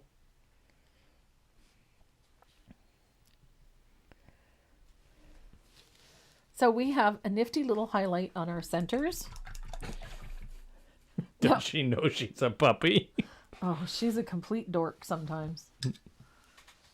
So I'm going to grab a little bit of lamp black and we're going to put a little float just at the bottom and the left of the center. So just a little float of lamp black. Very light. Doesn't have to be much. There we go.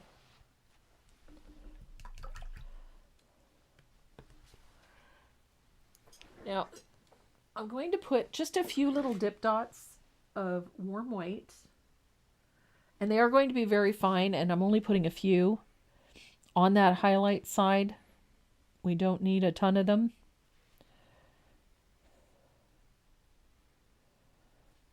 Just like so.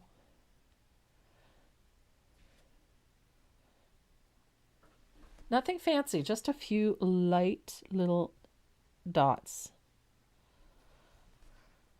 Just gives the center of that flower a little bit of highlight.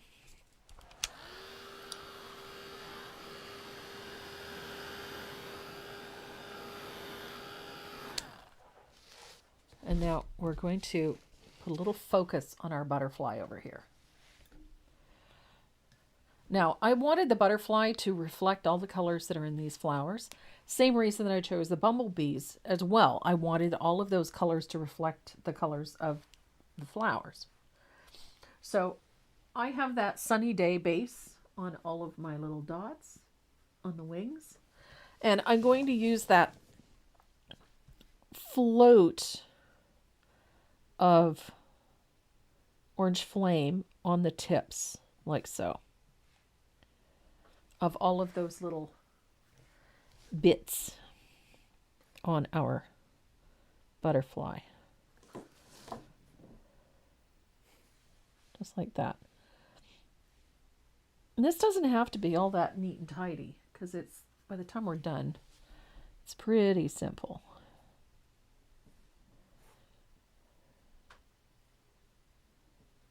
There we go.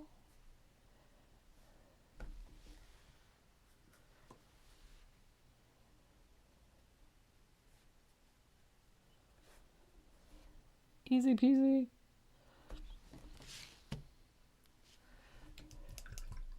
So I've got a little bit of that orange all over the place. And now we're going to paint the rest of the butterfly black. That's pressure blue. So I need a little bit of lamp black on my palette. And I'm going to thin it out. That is not lamp black. Good grief. I've been through 3 bottles. Okay, that's black. Good God. So I'm using a 10-aught liner. This is my extra long detail liner. And we're going to paint in the wings of our butterfly with lamp black.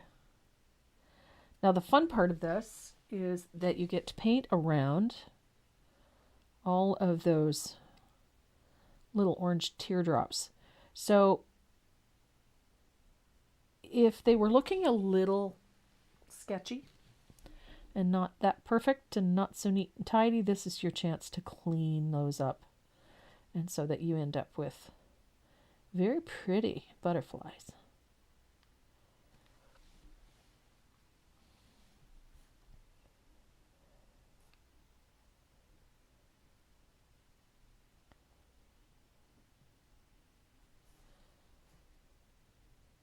And if you're anything like me, I just obliterated one, so I managed to mess it up. It's all good.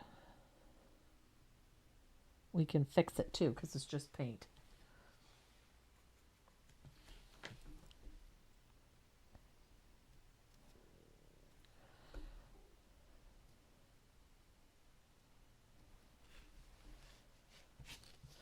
And this is just an easy way to paint butterflies.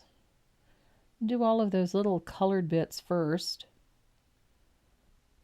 and then go around and fill in all of the black bits afterwards. It just lets you clean up a whole bunch of things all in one go.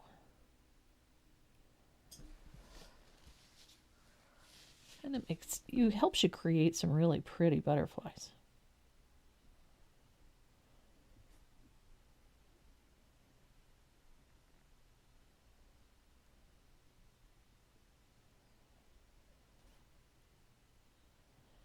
Easy peasy.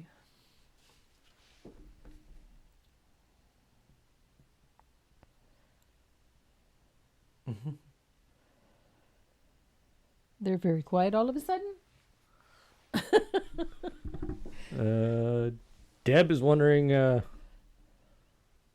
where you hang all those big paintings.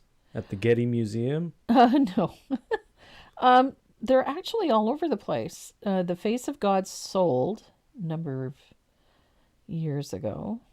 I had a small study that actually a friend of mine, won at a show. I have Cleopatra. The Decor at the head offices has the Delphic Sybil, and Dynasty has the girl with the pearl earring. She's at the head offices in New York. Adam is in our dining room. And my good friend Jeff Morrow, the former owner of the Brush Guys, who had a birthday yesterday, as a matter of fact. We share a birthday. He has another one. I'm trying to remember which one. I think it's the other Sybil, and I don't have a photo of it.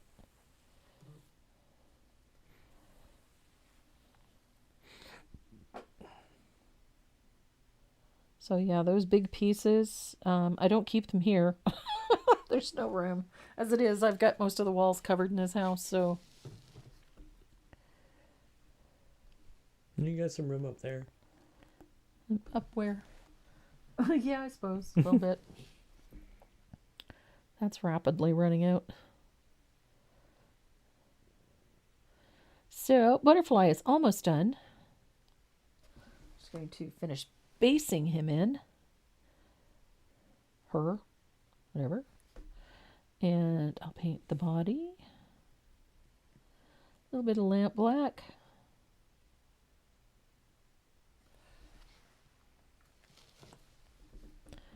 I kind of like the butterfly for this one.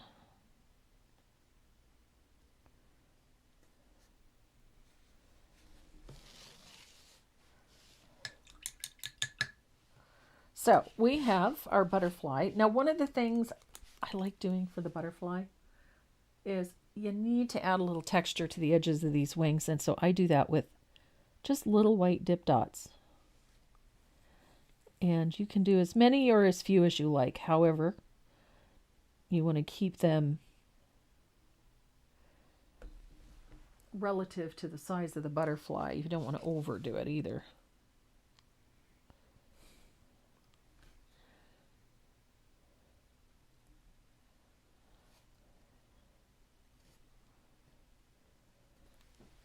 Just a few dip dots. It just adds a nice little bit of interest and detail to the edges of these wings.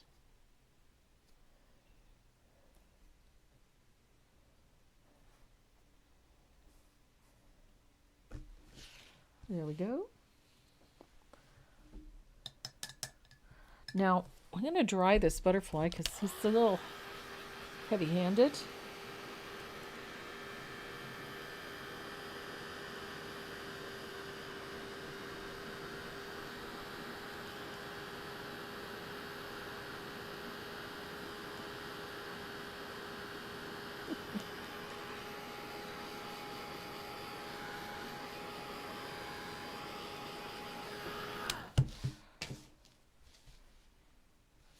And I'm going to add a highlight to the body. I'm going to use a little bit of thinned warm white. Heavily thinned. I don't want it full strength.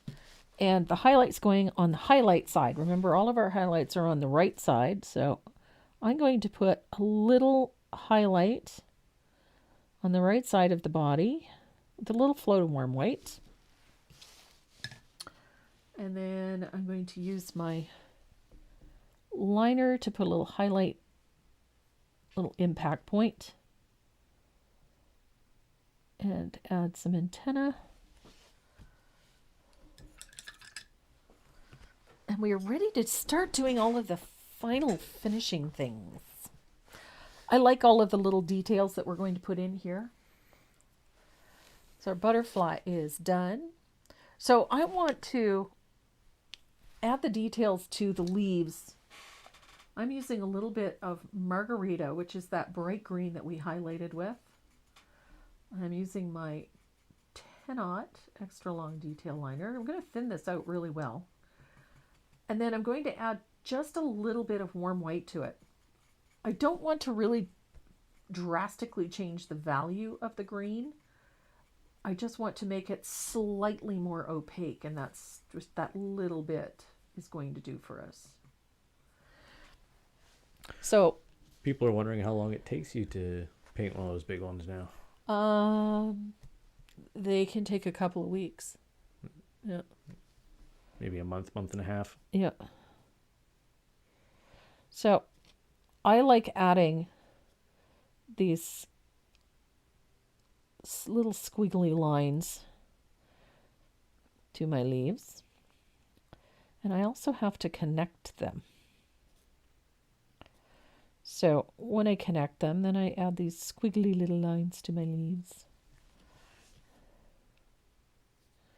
Connect.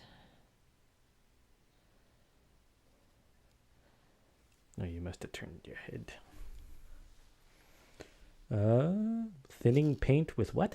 I'm just using a little bit of water. You can use a little bit of faux glaze if you want. A little bit of Joe Sonia's Fast Dry. I'm working with water because I am out of Fast Dry. And my two regular sources have been out, so I've had to make do with water. It's all good. Water works. So just connect my leaves And then I add that little squiggly line to the edges of my leaves.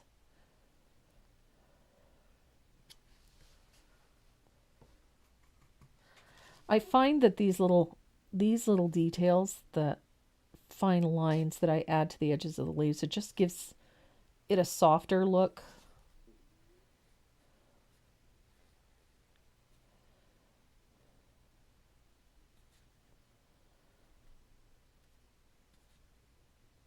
And then things don't look quite so heavy-handed.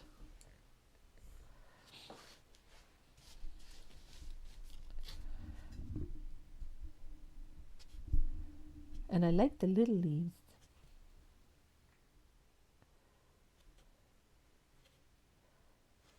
And they don't have to be perfect.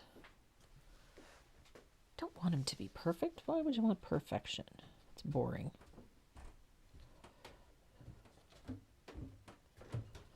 There we are. I have always loved this sort of soft detail that little delicate thin outline does for things. Just keeps things from looking heavy. Now, we have to add a little bit of filler to this. I am a big fan of little blades of grass. I just find that in the end softens things nicely. Having these little lines coming off.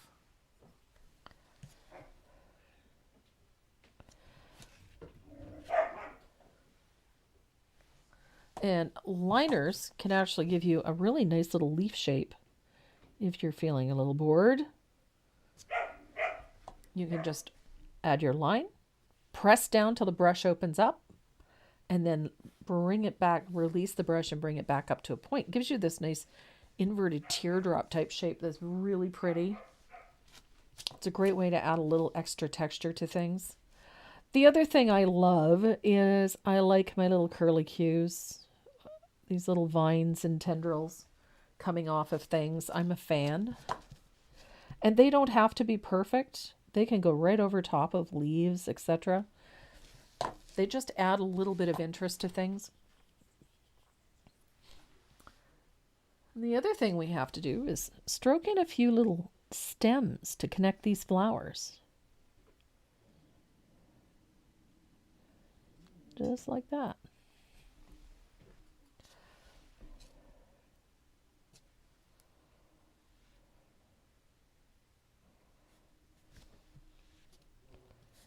Stems and whatnot do not have to be perfect. As long as they in some way indicate where the flowers go, you're okay. So I'm going to dry this really well because I'm going to clean up some graphite lines.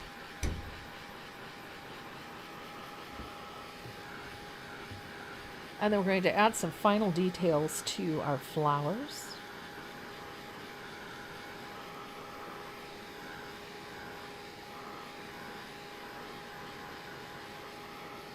And a few little final details to the rest of it. So, I'm going to grab my favorite eraser.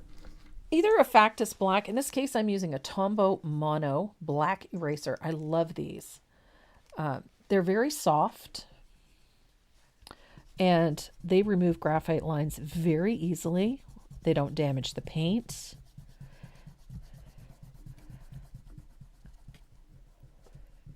They also don't polish the surface. They don't leave marks or mars in your paint or on your background. And it just makes everything so much simpler. So I'm going to remove all my graphite. I love that it takes it off without just smearing it all over the place. That's another bonus.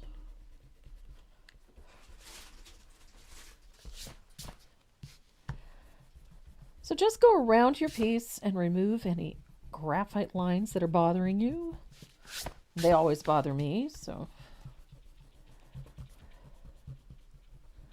just gives you an opportunity to clean things up really nicely. Look at that. Beautiful. So I got rid of most of my graphite lines. There's one or two here, still like this tabletop line. All gone.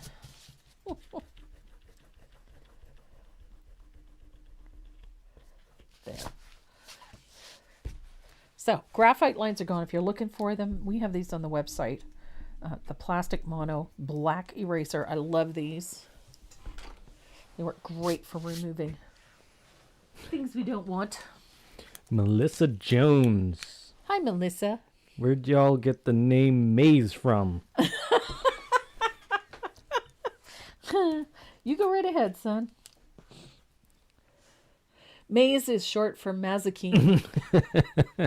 And Mazikeen is a demon. In Hebrew mythology. In Hebrew mythology. Punishes the evil. That's what that is about. That's how she got the name Maze, because it's short for Maze, Mazikeen. Mazikeen. Direct translation from Hebrew to English is those who do harm. Yeah. That's who she punishes. I mean, it's oddly appropriate that we've named her after a demon. She's a bit of a demon. She's a bit of a demon, but... sassy, though. Oh, yeah. So I'm finishing the edges of these flowers with my my black gel pen. I'm just putting in a few little details and then just a light sketchy line around the outside edges. I'm not looking for a perfect outline by any stretch of the imagination. It's just sort of an irregular, sketchy line. Just helps define the petals, gives them a little interest towards the center, and a little texture. I love the texture it creates. And it falls right into that neatness doesn't count thing. And you know I'm all about that.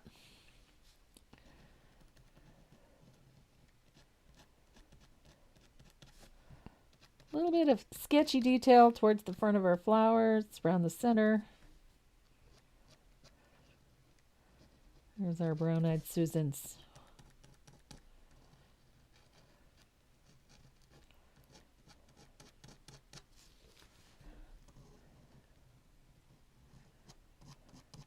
Now, I love these gel pens. I go through them like crazy. I actually ended up throwing 2 out yesterday because I had 6 in my in my bin, and 2 out of the 6 were out of ink.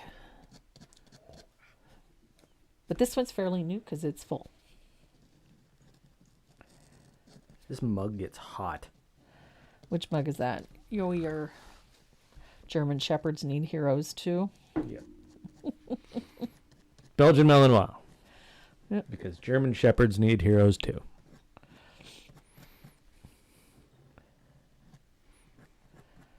So this is just finishing out all these fun little details. Now, once I have this all done, completely dry, I like to let it, I hit it with my heat gun quite generously, but I will let it sit overnight. But then I finish most of this stuff with a couple of light coats of DecoArt's matte spray. I use it as a setting spray, something that just brings everything to the same sheen level, but it also makes it so much simpler to varnish things when you are working over one uniform surface and one uniform finish. Now, although I have never had any issues with this ink smearing, it is a gel ink, and so I prefer to seal everything with a matte spray before I varnish, just in case. And that way, the surface that I'm varnishing over is uniform. I use a lot of different media when I'm creating, and so just to avoid any possible conflicts in mediums, any issues with vernishing or whatnot, I prefer to seal everything with a matte spray.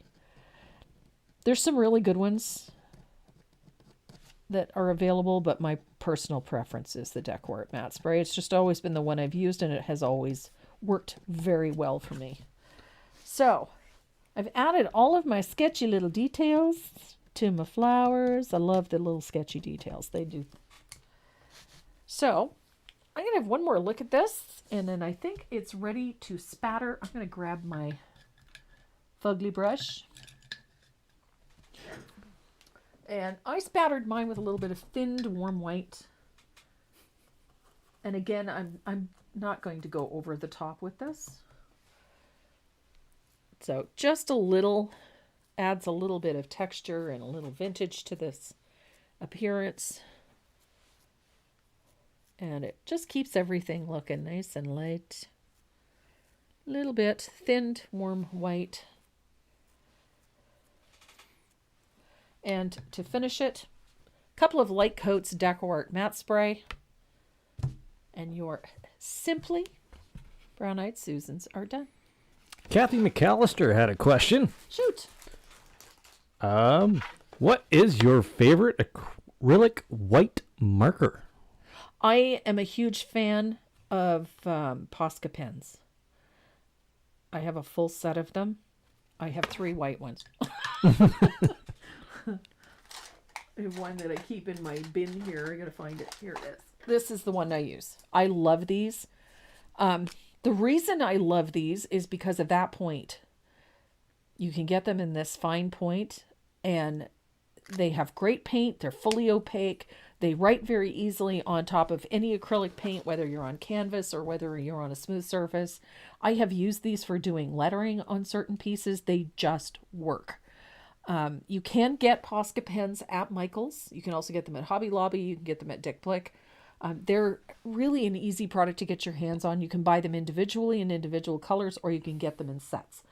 I have both. I have bought individual colors, and then I have a full set of the colors, and I absolutely love these markers. They work really well, and they're very compatible with your standard acrylic paints. They work great with everything. You think those are her real nails? Hell no. They know they're not my real nails. How do you get the paint off your nails without ruining your polish? She doesn't polish them. But somebody She pops them off and puts new ones on. No, I use a little bit of rubbing alcohol or a little bit of hand sanitizer. Takes it right off. Ass. Yeah, just He's just, speaking the truth. That's all I'm saying. you are. They know bloody well they are not my own nails.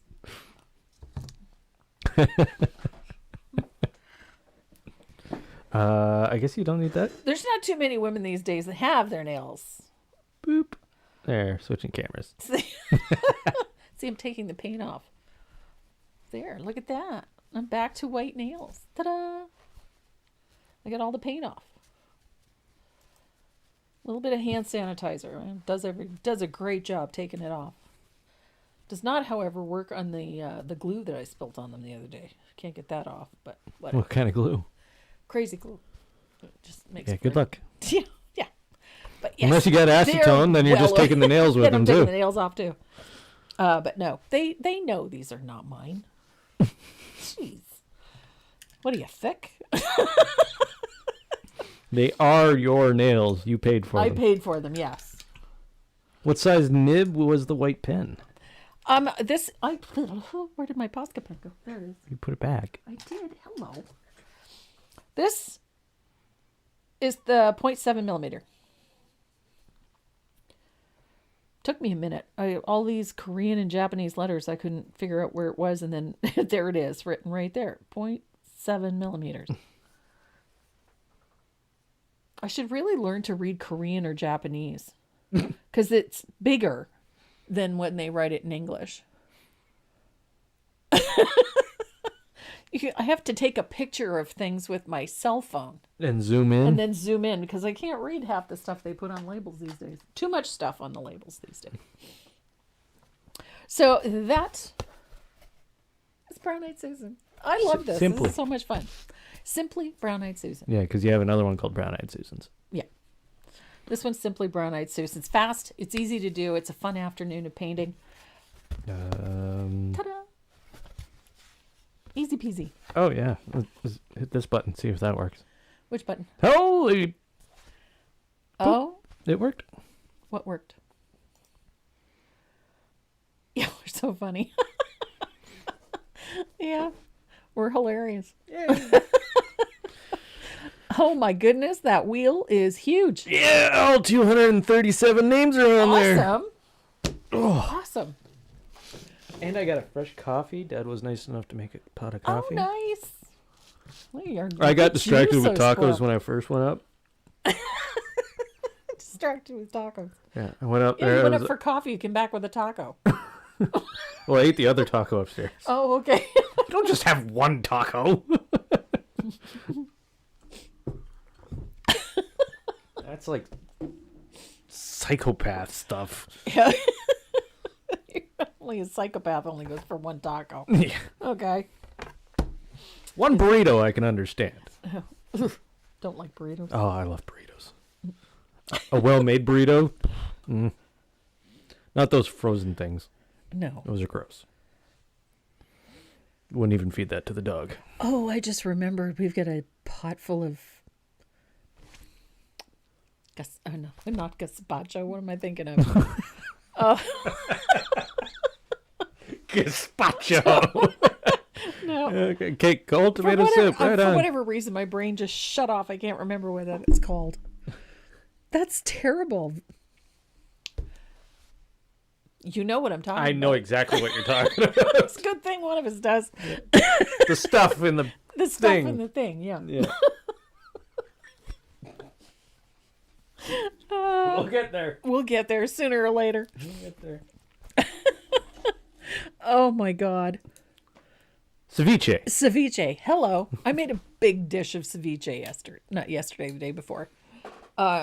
Big dish of it because we decided to have Mexican. So we had tacos and all the trimmings, lots of Chicken, beef. guacamole, all the good things. Notice the ceviche and the guacamole stayed on that side of the table. Yeah, I know, because the other two don't like ceviche and they don't care for guacamole. So, well, the other two won't touch avocado. So. Those are weird. Yeah, they're weird. So, Renee's going to get ready to spin the wheel. I'm ready whenever you are. Okay, well, you know what? Spin it. Okay. So, if your name is called, here's what you're going to win. We've got a gorgeous set of Dynasty water lily brushes for you and a set of Dumbo drawing pens. They're absolutely amazing. Plus, we have a great little art stuff bag. All of that will come to you. And our winner is Lorena. You did this on purpose. You didn't read it. Nope. Nope. 'Cause I'm going to screw that up. I don't even know how to start that one. But Lorena, my dear, I don't want to offend you by mispronouncing that badly, and I know I will. So if you are watching, and if you're still watching, slip over to the website at tracymoreau.net. Click on the little speech bubble in the lower right-hand corner of the screen and send us your shipping information. We do ship international, so don't feel that you can't accept. We are more than happy to send it to you wherever you are. So send us your shipping information so we can get your goodies out to you as soon as possible. Here we go.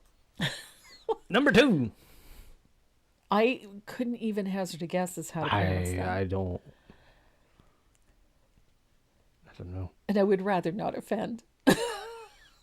Marlene. I'm not. No. Marlene. Marinella Gilberto. That one I have no trouble with. Marinella Gilberto. Good name. Obviously Italian, or I would assume Italian. And same for you, my darling. Go over to the website, little speech bubble, lower right-hand corner. Click on it. Send us your shipping information so that we can ship you your goodies. And we have one more. I think so. We have 3, so. That would be. Yeah. All right. So far, 2 names I do not recognize. No, 2 names I don't recognize. Which is awesome. It is awesome.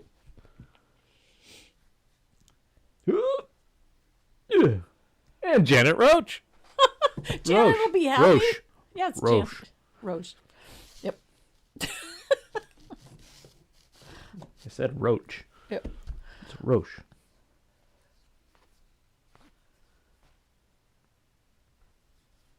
I think Janet had a shipment that was lost, and we were in the process of replacing it. So we will tuck your goodies into that. I have your shipping information, my dear. Congratulations. So just to reiterate, the prizes today were from Dynasty Brush with a gorgeous set of Dynasty Water Lily brushes and a set of Tombow drawing pens. I love these. If you get your hands on them, they're fantastic. So give them a try. Congratulations to all three of you. And thank you to everyone for joining us here as you do every Saturday. We appreciate you. Not having dinner tonight? What are we having? We never discussed dinner tonight. I haven't even planned dinner tonight. Leftovers. There we go. We could eat ceviche. Me and you could just eat that. Guacamole and ceviche. Not so much the guacamole. What? Is the guacamole all gone? Almost. Okay. All right, guys. Thanks so much for watching as you do every Saturday. If you aren't subscribed to my YouTube channel, please do so. Click on the big red subscribe button on our YouTube channel and join us here every Saturday. Turn on your bell notifications so that you know when we post new video and, of course, when we go live. And we're also live on Facebook on Tracy Morrow Live. We're here every Saturday, 12 noon Eastern Standard Time. Please join us and bring a friend. We love to have new people join us every week. Project for next week is already posted on the website. You can join us. We're painting a Valentine's project called Sweetheart Door Hanger. And it's a fun one, a cute primitive heart. Plus there's a little bonus pattern in it for this fun little RAK pin as well. And the kit includes a blank just for the pin. So reruns for dinner? Yeah, it might be reruns for dinner. We'll see. I have to go upstairs and look. Who knows? Who knows? All right, guys. Everybody have a great weekend. And if you're in the path of this storm, please stay safe.